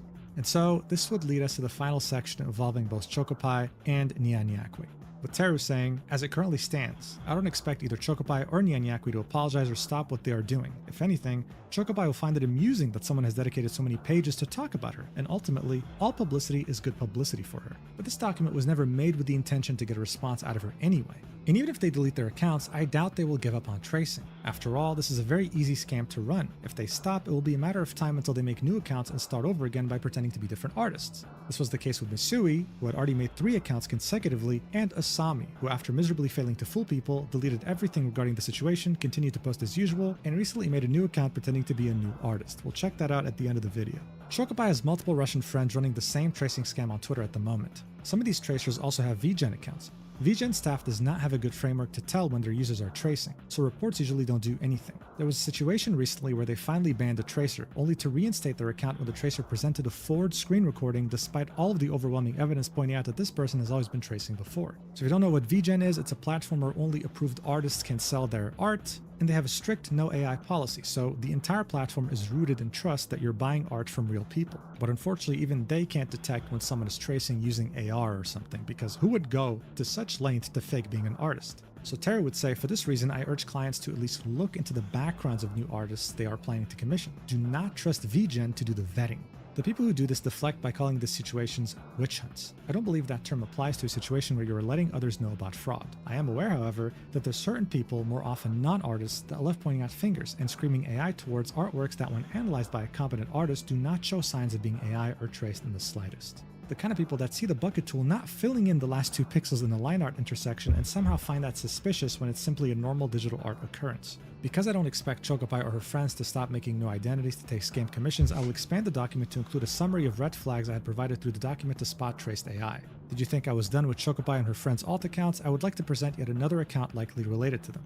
Now look, this alt account right here would be called ML Kamari. Again, another red flag showing up out of nowhere, amazing talent, no digital footprint, etc, etc. Teru believes that this account might belong to Chocopai or Nian Yakui, but unlike the other instances of alt accounts, they couldn't find a very direct source to prove that this account was related to them. Instead, they would do some very impressive, detailed detective work, looking at patterns on dresses in certain drawings, analyzing the tiniest details, like known workflows used by Maria or Chocopai, as well as even looking at the location displayed on Twitter to determine that this has to belong to either Maria or Chocopai.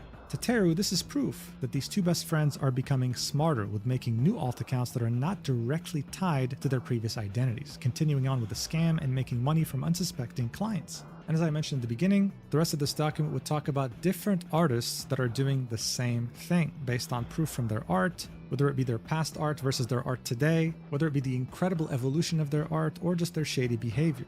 But as impressive as Teru's document was with all the evidence, the proof, the formatting, it didn't cause Chocopai or Maria to just disappear overnight. In fact, they would end up replying with their own Google Docs.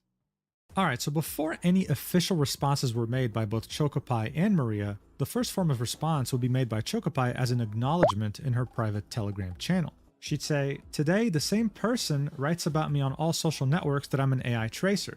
I don't really care, I'm just silently blocking. I haven't cared for a long time, it just feeds me, huh."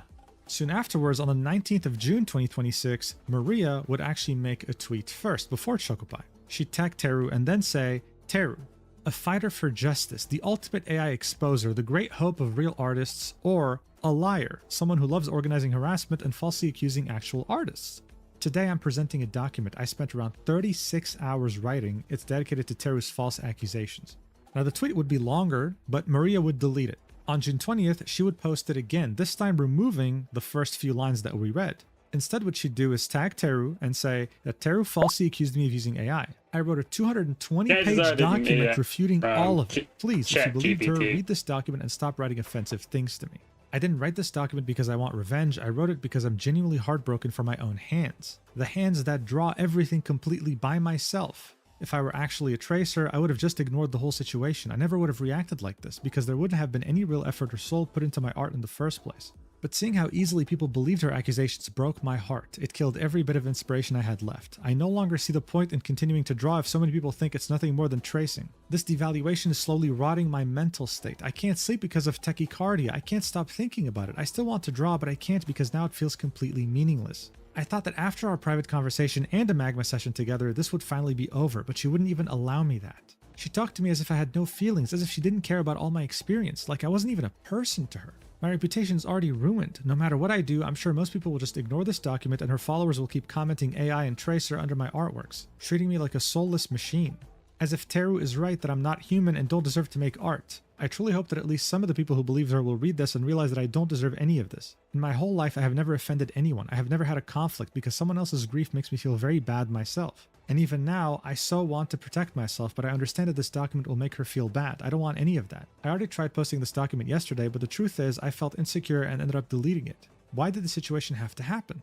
Alright, so definitely a very emotionally charged statement here. You either feel bad for her, wondering what she might have written in her document, or you might be seeing the same pattern that was talked about in the Teru document. Remembering how Maria was the one who actually wrote Chocopai's statement in which she pretty much acted like the victim. How this might be a page from that playbook. So is she actually a victim, or is she not? Well, let's check out the Google document. Alright, so this document is around 97 pages. I don't know how exactly. Teru had 17 pages dedicated just for Maria. The rest was for Chocopai. This document doesn't even talk about Chocopai. These 97 pages are purely just about Maria and her point of view. So let's see what she has to say, and I will take the liberty to sum things up if things get repetitive. So this would start off with Maria saying, "So, I'd like to start by pointing out that before publishing the document, Teru made absolutely no attempt to contact or interact with me. I had no idea whatsoever that anyone was preparing a document about me. Why am I mentioning this? Because if you've read Asami's document, which was also written by Teru, you probably know that Teru did reach out to her before it was published. She messaged Asami both in private DMs and by email, asking her to provide evidence, such as speed paints, recording of them drawing together in magma, or actual files of her artwork. She did the same exact thing with Chocopai. She notified her that she was going to write a document about her, mentioning her username multiple times and even reposting all the derogatory posts about her. What did I get? Complete silence and total ignoring from her side, plus being confidently labeled a tracer right at the very beginning of her document about me before she had provided even a single piece of proof. Let's fast forward a little because the whole issue of Teru ignoring me didn't end there. So here we'd see an image of DMs between Maria and Teru on June 14th, 2026, in which Maria sends 4 different messages trying to reach out and have a conversation with Teru, and Teru ignores her. Maria would say, "And now you're looking at the very reason this document exists. In this screenshot, I tried to contact Teru immediately after reading her document about me. As you can see, from the very first moment, I was more than ready to prove that I can draw my own art, by any method Teru herself would choose. I was willing to set up a camera in my room, fully show my face, and whatever it took to completely prove that I create my drawings myself." Maria would then show us a tweet from Teru, in which Teru says, "Since I expect neither of them to address this and completely ignore it, the Danburu man can reach out to me and I will share the rest of her AI circle." This was Teru quote tweeting their own Google Doc. Maria would say, "Here's what Teru wrote on her profile, claiming that I was completely ignoring her. At that point, I thought maybe her private messages simply weren't reaching me for some reason, or Twitter was glitching again, so I decided to leave a comment under that very same post." And here we can see Maria saying, "Hello Teru, I'm not ignoring you, I just wrote you a DM, could you please check it when you have time?" This is when Maria would continue, "I was extremely polite because I genuinely thought it was just a small misunderstanding. I believed that one conversation and providing solid proof would be enough to clear up all the suspicions, but once again I was met with complete silence from Teru. Why didn't I post about the situation on my profile? There are a few reasons. First of all, I'm not a confrontational person. I always try to avoid arguments with people. I don't like drama, because I believe any conflict can be resolved privately between the two people involved. There's no need to drag the entire internet community into it. At this point, I already have some guesses about why she chose not to reply to me, neither in DMs nor under the comment, but we'll talk about that later." Maria would then say, "Teru deleted that post but still never replied to me." So this is of course referencing the post that Teru made in which they quote tweeted their own document. On that post, apart from my comment, there was only one other comment. Now I have a question for you, my dear readers. Did Teru really not see my message? Another update later. I posted the document and tagged Teru, but then I deleted the post because I wanted to fix some inaccuracies and blur out the usernames of unrelated people in the screenshots. As a bonus, I suddenly got a reply from her in private messages.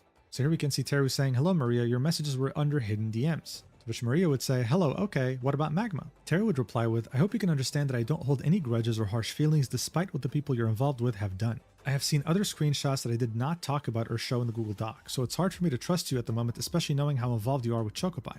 I don't want this issue to go on forever, but I do believe people can learn from situations and do better. They don't have to be held back by the things they've done in the past. You have the skill to draw on your own after all. I have seen the magmas you have participated in before." To which Maria would reply with, "And what are you trying to say? That being friends with someone automatically makes me an AI?" So here Maria claims that Teru was lying because her account isn't shadow banned, so there's no reason for her to be in hidden DMs. She also claimed that Teru was dodging the idea of doing a magma drawing session together. According to Maria, she believes that Teru's feelings towards her are purely based on her friendship with Chocopi. She did confront her on this with the message we just read out, in which she said, "And what are you trying to say? That being friends with someone automatically makes me an AI?" To which Teru would reply with, "I don't think what others do define you even when you're friends. Also, in this case, we're not talking about someone who only uses AI. In fact, I assume my replies will be forwarded to her anyway, which is why I hope you can understand I can't take anything you say at face value." Maria would say, "No, I'm not going to tell Chocopi about this. I'm too lazy to translate. Anyway, why don't we do a magma session?" And Teru says, "I just wanted to respond since you DM'd me because I know what it feels like to be ignored. My intent was to just clarify this was not just about AI." Maria would say, "To be honest, I don't quite understand what you mean by this. You don't explain anything at all. It's much more painful than being ignored than receiving accusations that don't apply to me. Do you know that my racing heart has kept me awake for 3 days? Oh, never mind. In any case, that was the reason I wanted to resolve everything quickly by going to the magma with you. But now I don't understand what you're trying to say. You clearly refuse to discuss the topic of magma, so you mean you won't believe me in any case?" To which Teru would say, "You're an artist already and have skill. It's not about how capable you are, but rather artworks that have already been drawn in the past and how you closely involved you were with Chocopi. I hope that clears things up." So Maria would say, "So do you think I'm AI or not? I don't understand anything. Teru, it seems we've come to no conclusions in the end. Tell me clearly, you won't remove my part from the Chocopi document no matter what evidence I provide?" Maria in the document would say this is the 3rd time she ignored my question about the magma session, while also admitting that I am, in fact, an artist and that I do have skill. So if you know I'm an artist, what was all this for, Teru? You deliberately chose to ruin my reputation and call me a fraud just because you're unhappy with the people I'm friends with? Very fair. There was no reply after my last question. So what do we have in the end? Teru refuses to join me in a magma session and refuses to edit the document to remove the misinformation about me. This means she sees herself as the judge and me as the defendant, but for some reason I don't even have the right to a defense. If I hadn't decided to stand up for myself, spending a massive amount of time and nerves, who would have protected me? Who would have actually looked into it? No one, and I wouldn't have received any reply in DMs if it weren't for this document. So far to Maria, this is all very unfair. She feels as though she's been mistreated, like she didn't have a chance to defend herself, and that her reputation is now ruined purely because someone decided that she was an AI user. At the same time though, from Teru's perspective, one could argue that the document was mostly about Chocopi. This was the main person that was featured there. They might have seen Maria purely as just an extension of Chocopi, someone who was aiding them in their scamming AI enterprise. But now that we're reading a document that was written by Maria in which she tries her best to defend herself, how does she refute everything that Teru said in their document? Well, this brings us to the next section. Maria would say, "That's all for this part, let's move on to her evidence. And now let's talk about my Telegram messages, which Teru translated and used as proof that I use AI and make huge amounts of money from it. We'll go through each one separately." So the first thing we'd see here is that image that Maria had posted in which she showed off an iPad, saying, "Chocopi bought this for me, don't judge me, I'm a kept woman." Maria would claim that this was a joke, that she had used her personal savings of around 65,000 rubles, which was $600 at the time, to buy this. Chocopi was not the one who bought this for her. They would show an image of the transaction that was done on some sort of banking app showing minus 65,000 rubles. Maria would then justify why she needed an iPad, why it made drawing easier, and would then show the first drawing that they ever drew on the iPad, saying that the reason why they're showing this here is because it'll make an appearance later in the document. She would then show 2 different Telegram messages that she had made that were featured in Teru's document. The first one being, "Hey guys, does anyone know if you can hide layers in Clip Studio? I just want to use AI to trace, please help." And the other one being, "One look is enough for me to close the channel, and when someone accuses me of AI, all it takes is a smirk from me and that person ends up apologizing." Maria would claim that both of these messages were jokes, that even if she was tracing, she would never make it this obvious. This is why she doesn't consider this to be solid evidence of tracing.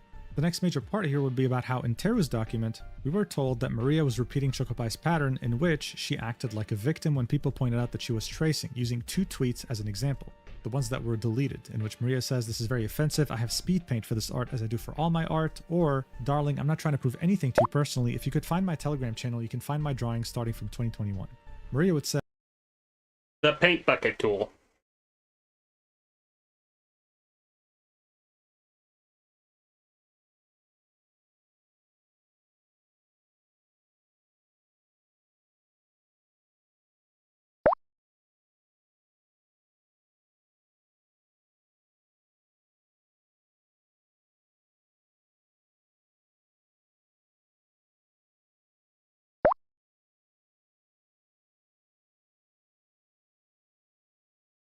what settings do you have for the tool?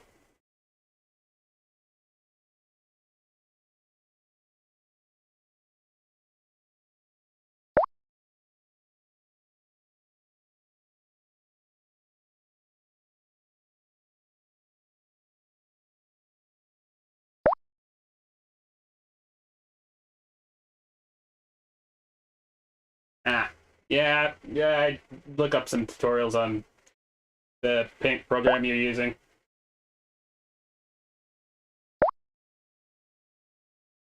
Yeah, same, but typically, at the very least, go outside my comfort zone when it's required. Eh, dang it. Detail. Keep thinking that.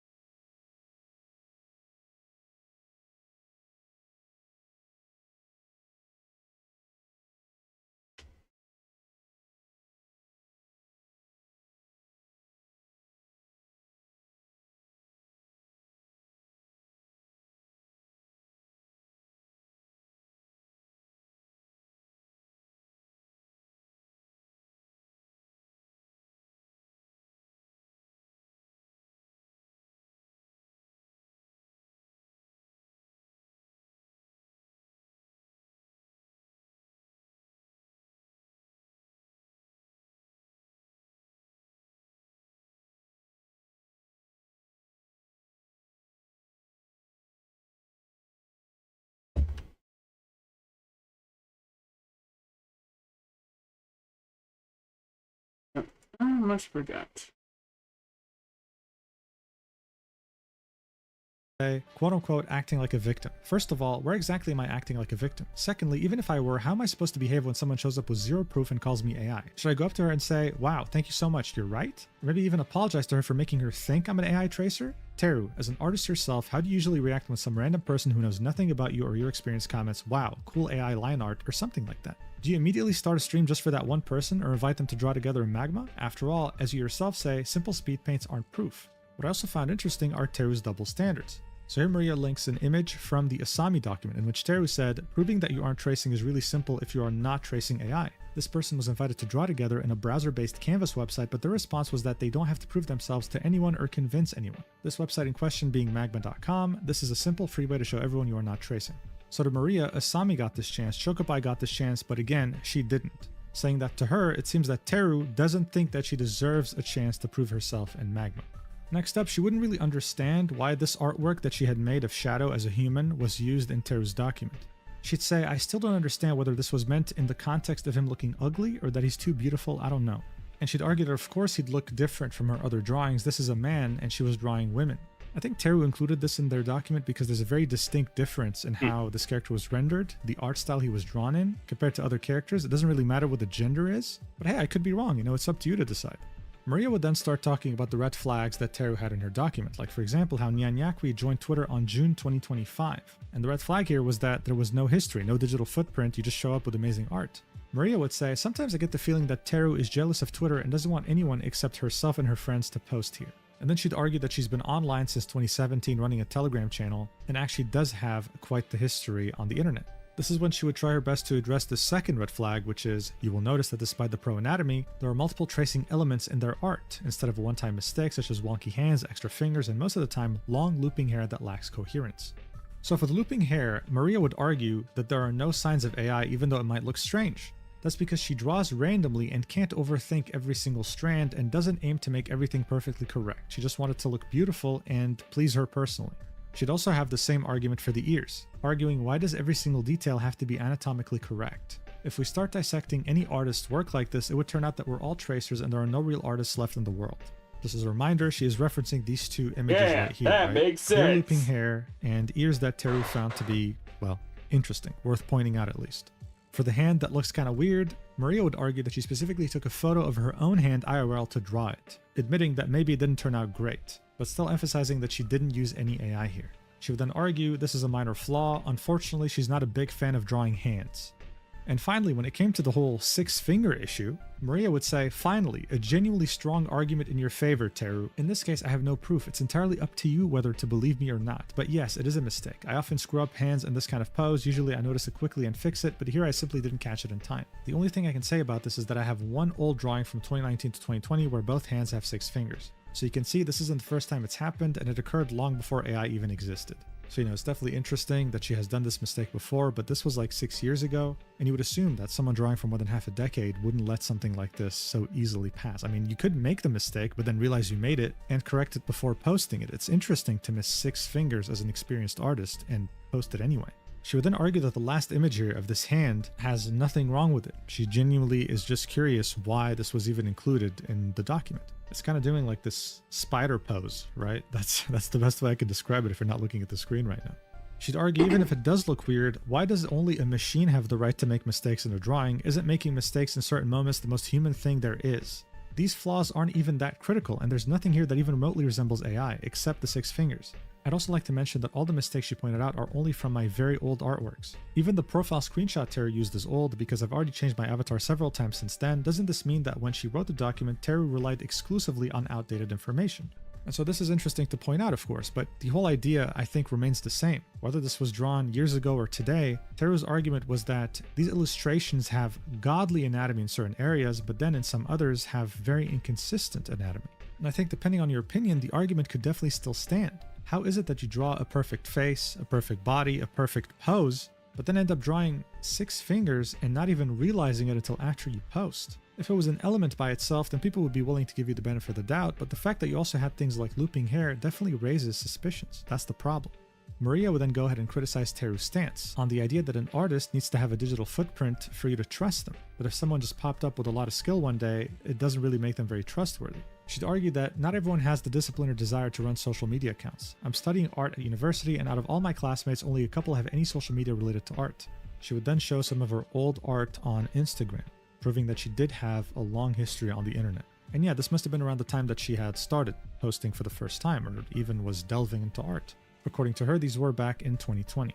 And this brings us to the next section, in which we can see Maria's first ever drawing on an iPad being compared to this more recent drawing in which the art style, the anatomy, literally everything is different. For Maria, this worried her the most, because according to her, Teru was deliberately picking out her most unsuccessful artworks to make herself look right, and how people who are too lazy to double check her claims easily believe it. She'd say, remember that first artwork, right? The very first one I drew on the iPad with great difficulty? Well, then she'd show us some art that she made even before that on Clip Studio. According to her, these were done even before she had received an iPad. She would then say, and here are a few artworks I drew much earlier in Clip Studio. Why didn't Teru choose any of those? Wouldn't it be more logical to compare 2 girls with similar body types instead of picking one with huge breasts and the other one with a small one? I'm not claiming it as fact, but I'm suggesting that she deliberately chose my unsuccessful sketch of Ina specifically to look more convincing to other people.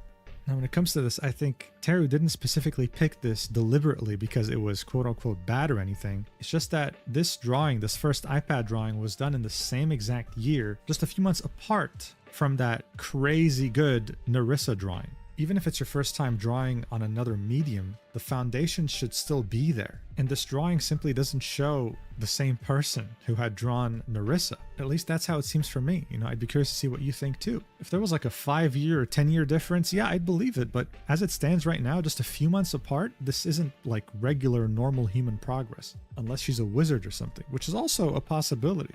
She would then bring up these 3 images that were shown in Teru's document of Maria's old drawings. And she'd argue that what Teru said was a massive skill jump is very reasonable since there was a 3-year gap between this and the new drawings that we saw above, arguing that it's not easy to adapt to digital when you've drawn on paper your whole life. She would then show us a bunch of drawings that she made physically on paper, and while some of them do look cute, none of them are anything close to what's being shown today.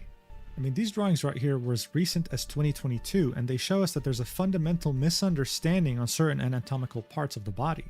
So this never really was about the concept of going from physical to digital. This was about just, the idea that there was a massive skill jump.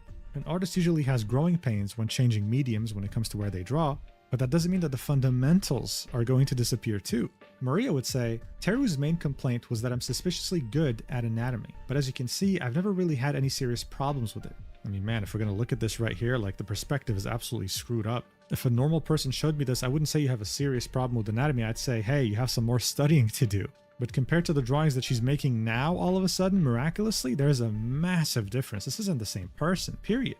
Is 3 years enough to go from this to the drawings we saw earlier? I'll let you decide, okay? I'm not an expert artist, but there's clearly a massive difference here. Teru's main argument was that there was a massive skill jump specifically from 2024 to 2025, in which they believe Maria started using AI. Maria would argue that for the year of 2024, she spent every single day drawing. This, on top of already having decent skill, meant that this was normal. This is when we would reach the whole infamous Narissa Ravencroft horn incident, right? In which Teru accused Maria of tracing and forgetting to hide a hidden layer. Maria would say that she never uses hidden layers. Also saying, while it is true that this horn was traced, it was traced from my own artwork in order to save time and get details right. Reading her document, it feels like everything I do is either done for AI or because of AI, because everything ultimately comes back to that. Of course, Teru, I have absolutely no other reasons to delete my artworks except AI. None whatsoever. It must be kind of sad sometimes to realize that not everyone is as obsessed with AI as you are, huh? Another thing I wanted to say is how surprised I am by the absolute confidence with which she says the phrase, this horn belongs to another image she had traced just a few days before. And so that's it. Here she argues that Teru was running to conclusions I believe that there was so, yeah. no proof that she had stolen it from another art piece. And that's it. She doesn't talk more about the horn. She doesn't even specify why she deleted this, right? Because remember, after the time-lapse showed that she was tracing the horn, she would immediately delete it. No mention of that. When it came to the other slip-up, however, the whole six-finger mistake and the idea that she was tracing eyes on the character, Maria would say that Teru made an oversight here because the time-lapse wasn't deleted, saying that it was published precisely because of her six-finger mistake, saying that she wanted to show that it was really nothing more than a silly error. Now, she wouldn't link the time-lapse, unfortunately, showing that it wasn't deleted, but whatever, right? Let's just take her word for it. She would then emphasize, yes, I really did trace the eyes from my own previous artworks. Is that illegal or something? Saying that this was totally normal, that there was nothing special or dramatic about it. She would then show 5 different time lapses and would say the first, second, and fifth ones were deleted because Twitter flagged them as 18+. Again, there's nothing to verify here. We have to take her word for it, and sure, we will. Now, this brings us to a very interesting part of the document where I had to do like a double take. So Maria would attach part of Teru's document in which Teru would say, we confirmed that unfortunately many people had commissioned her before finding out she was tracing. The following images are from her card portfolio. Notice the missing hand. At this supposed anatomy skill level, it is unlikely that the arm would be placed in such a position. So here we can see 2 drawings, right? One with a bunny girl and one wearing a blue outfit. Maria would focus on the one with the blue outfit and would highlight the hands, saying, the missing hand? You mean this one right here in the blue glove? But the thing is, in Teru's document, I mean, it was very well formatted, right? You can't really mistake any image because there's literally arrows pointing towards any image that's being referenced. You could see that the arrow was pointing specifically at the bunny girl in pink. I mean, the arrow literally was pointing at the missing hand in question. And honestly, now that Maria pointed it out, yes, the hands on the blue girl also look kind of weird. But it's interesting how she completely missed the point when it came to the pink bunny girl. It is anatomically inconsistent to have her in this pose and not have any hand showing either. But it seems that Maria misunderstood the accusation here. She'd even add, by the way, how do you even imagine an AI generating art with this kind of detailing? But I think at this point, if any of you watching have seen AI art, you could definitely see it doing something like this. In fact, it could even do more impressive things. At this point, AI can do just about anything, which is why it's such a problem. Maria would then argue that she had spent several weeks working together with her client to achieve full accuracy to the design, and would then even argue that one of her clients would reach out to her and say, yeah, I didn't really find the stuff she said about you that odd. The only thing that was a little weird was the 6 fingers. She'd also argue that she would send Teru's post with a Google Doc to a second client of hers. To her, this was proof that if she was actually a scammer and only cared about money, would she have actually reached out to her clients and spoken with them about this? And next up, we would all of a sudden see yet another commission she had drawn that's part of her portfolio, a drawing of Marin, with what Teru said was looping hair. More specifically, godlike anatomy skill, yet messy looping hair always present. Maria would say, thanks for the compliment on the anatomy, but otherwise, Teru, you are really nitpicking way too hard. Real AI tracers have no clue what hair actually is. They just trace the outer silhouette and forget about the internal strands, not to mention that hair is a very flexible element that adapts well to any kind of stylization. I've been writing this document for the 3rd day now, spending an enormous amount of time on it, and I keep asking myself why I even have to explain such obvious things. But then I remember that there are people who believed it right away. One of them is a well-known Vtuber, but I won't say who. Just know this as a fact, as an artist you are never safe from documents like this. Wait, is she referring to me? No, I'm not a VTuber. I just have a model. I'm not a VTuber, dude. No.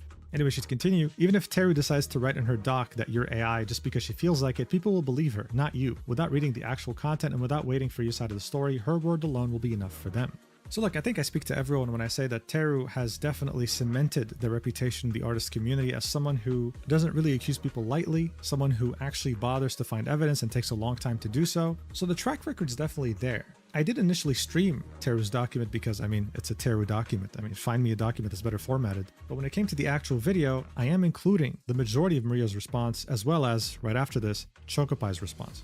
Do you feel like Maria's document has swayed your opinion so far? I'm curious to hear about it. In any case, Maria would continue on this topic of hair looping and say, another thing I found pretty funny is that she 100% knows I'm a real artist, referring to Teru. It's obvious from looking at my work, and as I already mentioned, I've posted my old traditional pieces on Telegram, ones she has definitely seen. It's clear from them that I'm far from a beginner, and I've mentioned my university studies multiple times on my Telegram channel. Yet here, Teru keeps talking about me as if I have absolutely nothing to do with art. Teru, do you seriously think I don't know how to draw hair? Lol. Next up would be the section about Mei-chan, right? The whole 15-year-old artist that Teru claimed to be Nyanyakwi, aka Maria. And from Maria's point of view, she really felt like there was no proof whatsoever that tied her to Mei-chan. She'd argue that Teru is only making this connection because they both use Clip Studio Paint, in which she ironically says, congratulations, according to Teru, you might as well be the owner of this account too if you use Clip Studio Paint as an artist. She'd then say, here she compares my old artwork with this person's work based on colors. Once again, she deliberately picks the most similar piece possible to make her point look stronger, and she'd argue that this evidence wasn't objective. She would end this section about Mei-chan by saying, honestly, I had seen people calling me Mei-chan before, but none of them ever provided any proof. I was hoping Teru would finally enlighten me, but alas. Jokes aside, this whole situation feels genuinely scary to me. I have nothing to do with that account, and seeing myself being accused of something I've never done while people just believe it because it's enough for them honestly brings me to tears. I simply have no idea how to prove that I don't have any secret accounts besides my main one. I wouldn't even have the time for them. I draw regularly, post art on my account. Many pieces get deleted because of the 18+ filter, but you can see all of them with the original dates for free on my Patreon. Okay, bro, nice marketing. Okay, nice marketing. And at the same time, I'm studying at university. My exams literally just ended, and even during exam period, I was still drawing and posting, even if a bit less often than usual. I know that no matter how much I try to prove I'm innocent, people will believe whoever they like more, but I don't understand why I now have to disprove an accusation that never had any solid proof to begin with. If I don't, it will look like I'm silently agreeing with it. Maybe I'm missing something? Maybe I overlooked some important detail? Do you think what Teru said is enough? I'm asking you to be honest. I'm starting to feel like I might have missed or misunderstood something, and if that's the case, I want to know.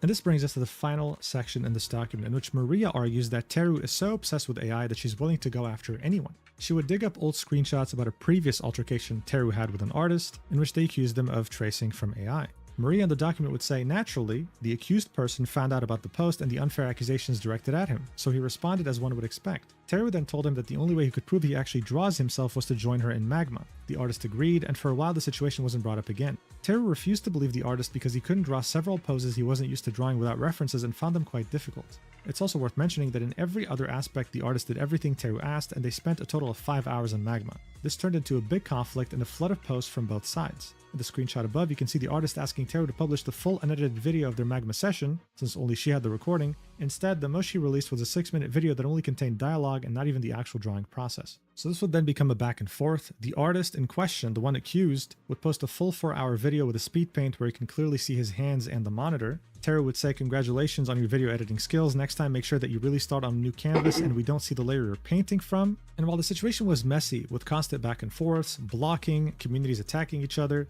Maria would argue that after the third speed paint from the artist, in which she recorded his second monitor as well, this finally put a definitive end to the matter, in which Teru was wrong. People began expressing outrage at her behavior, only then did she decide to resolve the conflict through private messages. So here we can see Teru saying, I reached out to clear up some misunderstandings and I apologize as it should have been done this way from the start. She would at the artist in question and say, thank you for listening to what I had to say and despite everything that happened, still being willing to resolve these matters cordially. So it seems that it was a conflict, there was problems, but it was resolved privately and both sides ended up being satisfied with the result. Even Maria admits this. Yes, the situation was eventually resolved and both sides reached a mutual agreement. But doesn't it seem strange to you that Teru only decided to apologize after she realized public opinion had turned against her? Do you remember the post where Teru said that a Magma session is enough to prove that a person isn't tracing from AI? Let me remind you. It seems that this time even Magma wasn't enough, and not just Magma, 2 full videos weren't enough either. You'd think that when you see the evidence clearly isn't working in your favor, why not just admit you were wrong?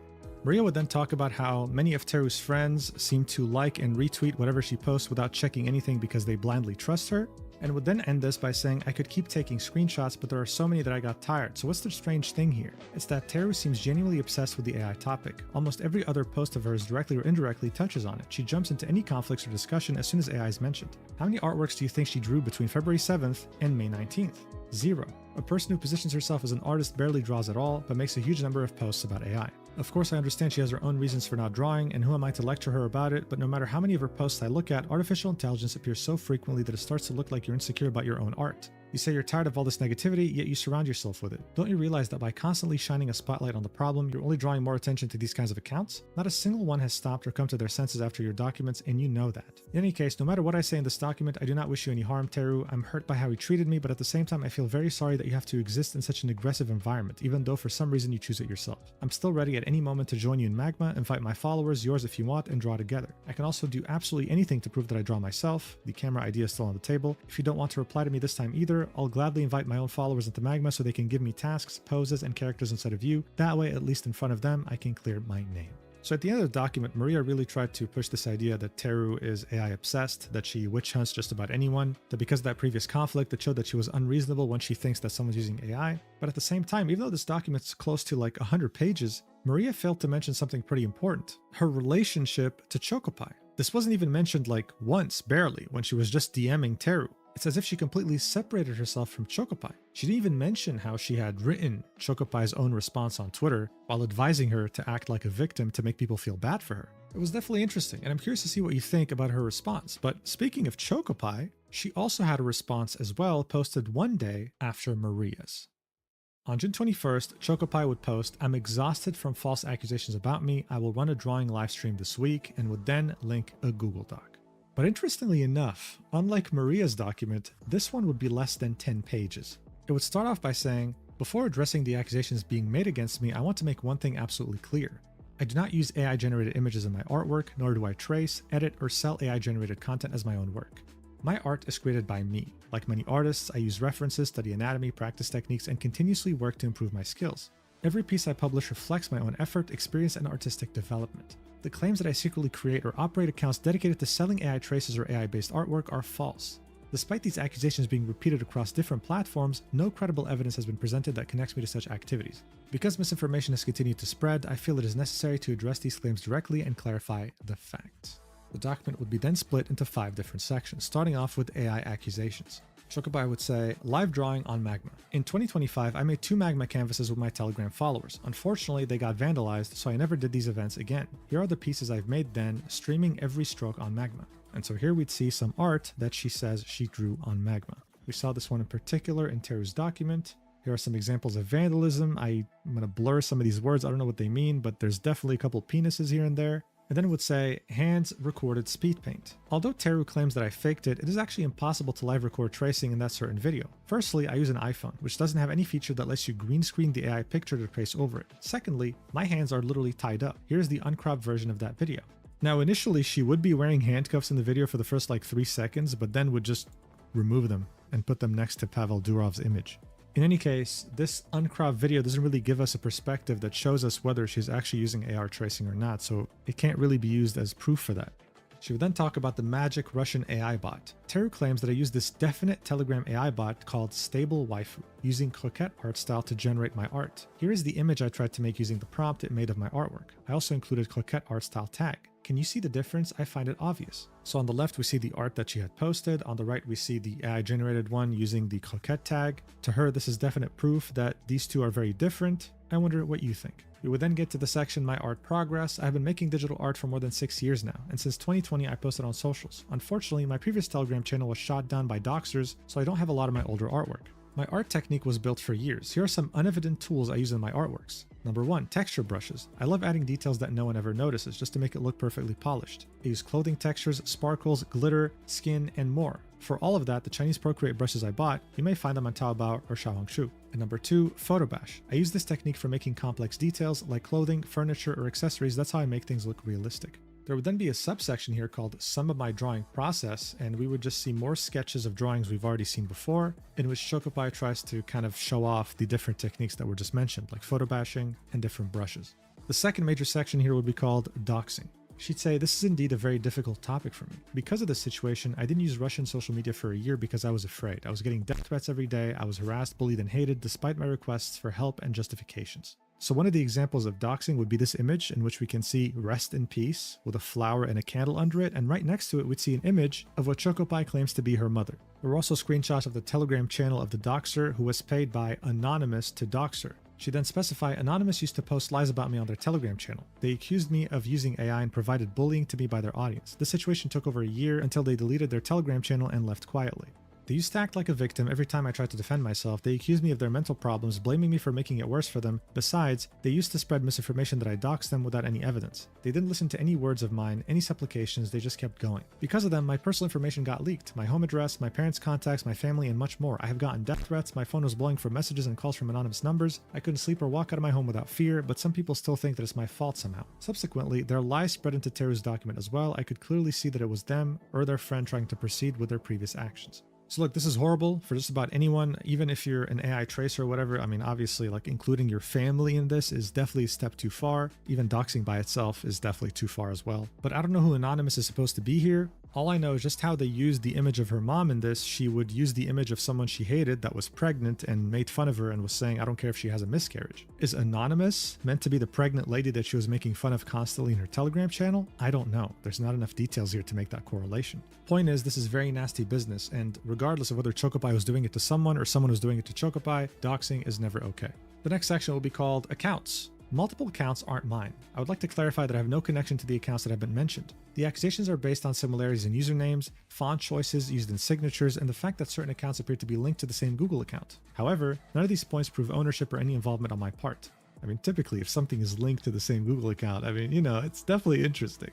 Anyway, she would continue. Similar usernames and fonts are very common online and cannot be used as reliable evidence that multiple accounts belong to the same person. Likewise, I have no control how other users name their accounts or present their work. Okay, but when it came to Chocopie, Teru had some pretty solid proof. Attributing old usernames to new ones, seeing name changes on Danburu, using Web Archive to make connections, I think it was fairly solid proof to prove the connection between those different accounts like Lavadiol, Mashiro, and Chocopie.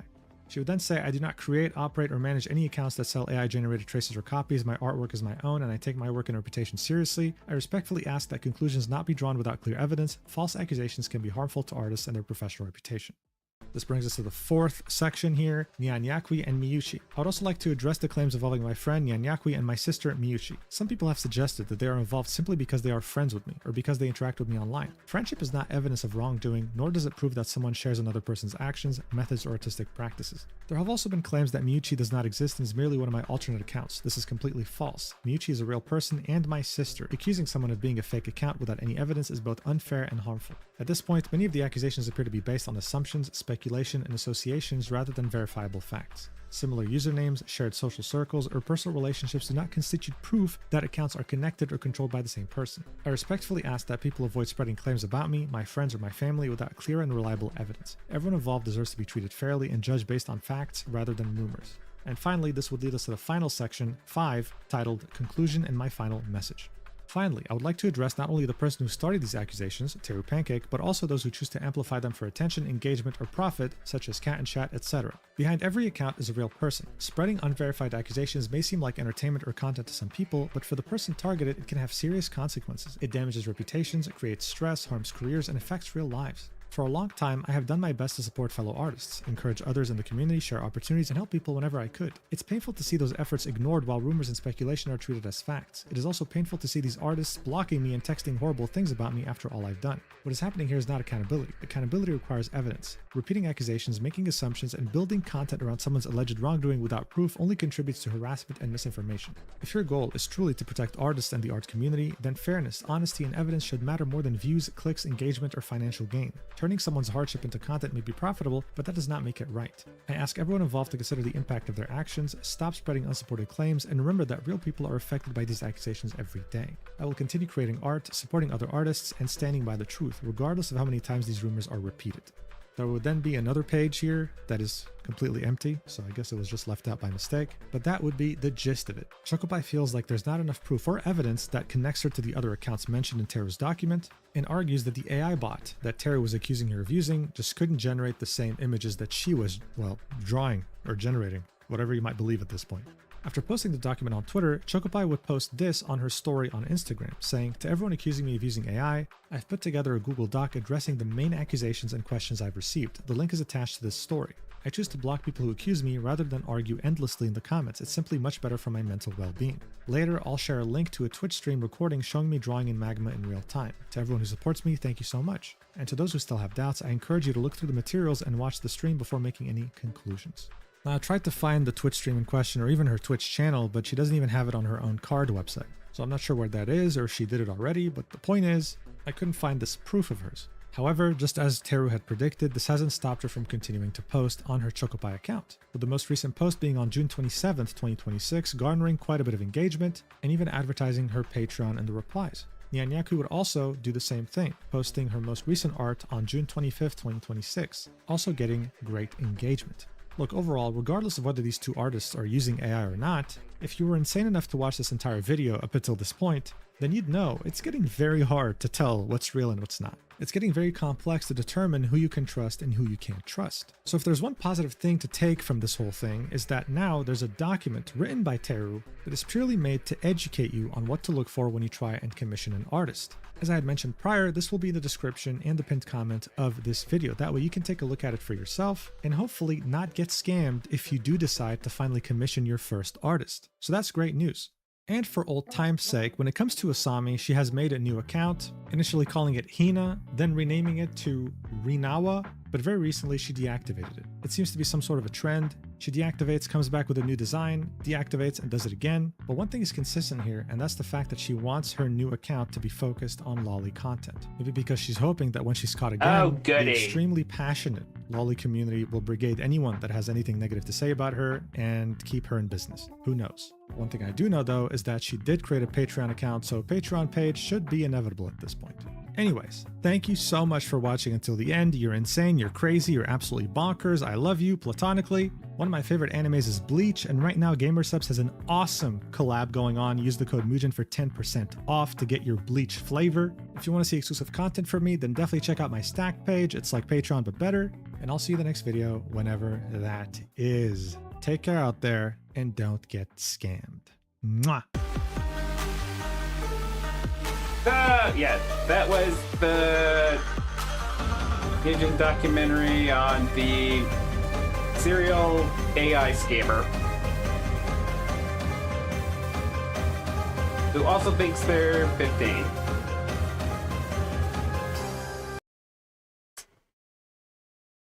Yeah. Anyway, I think now's a good time to wrap up the stream. I'm gonna go ahead and submit this deck, and I will see you all next time. Take care, everyone.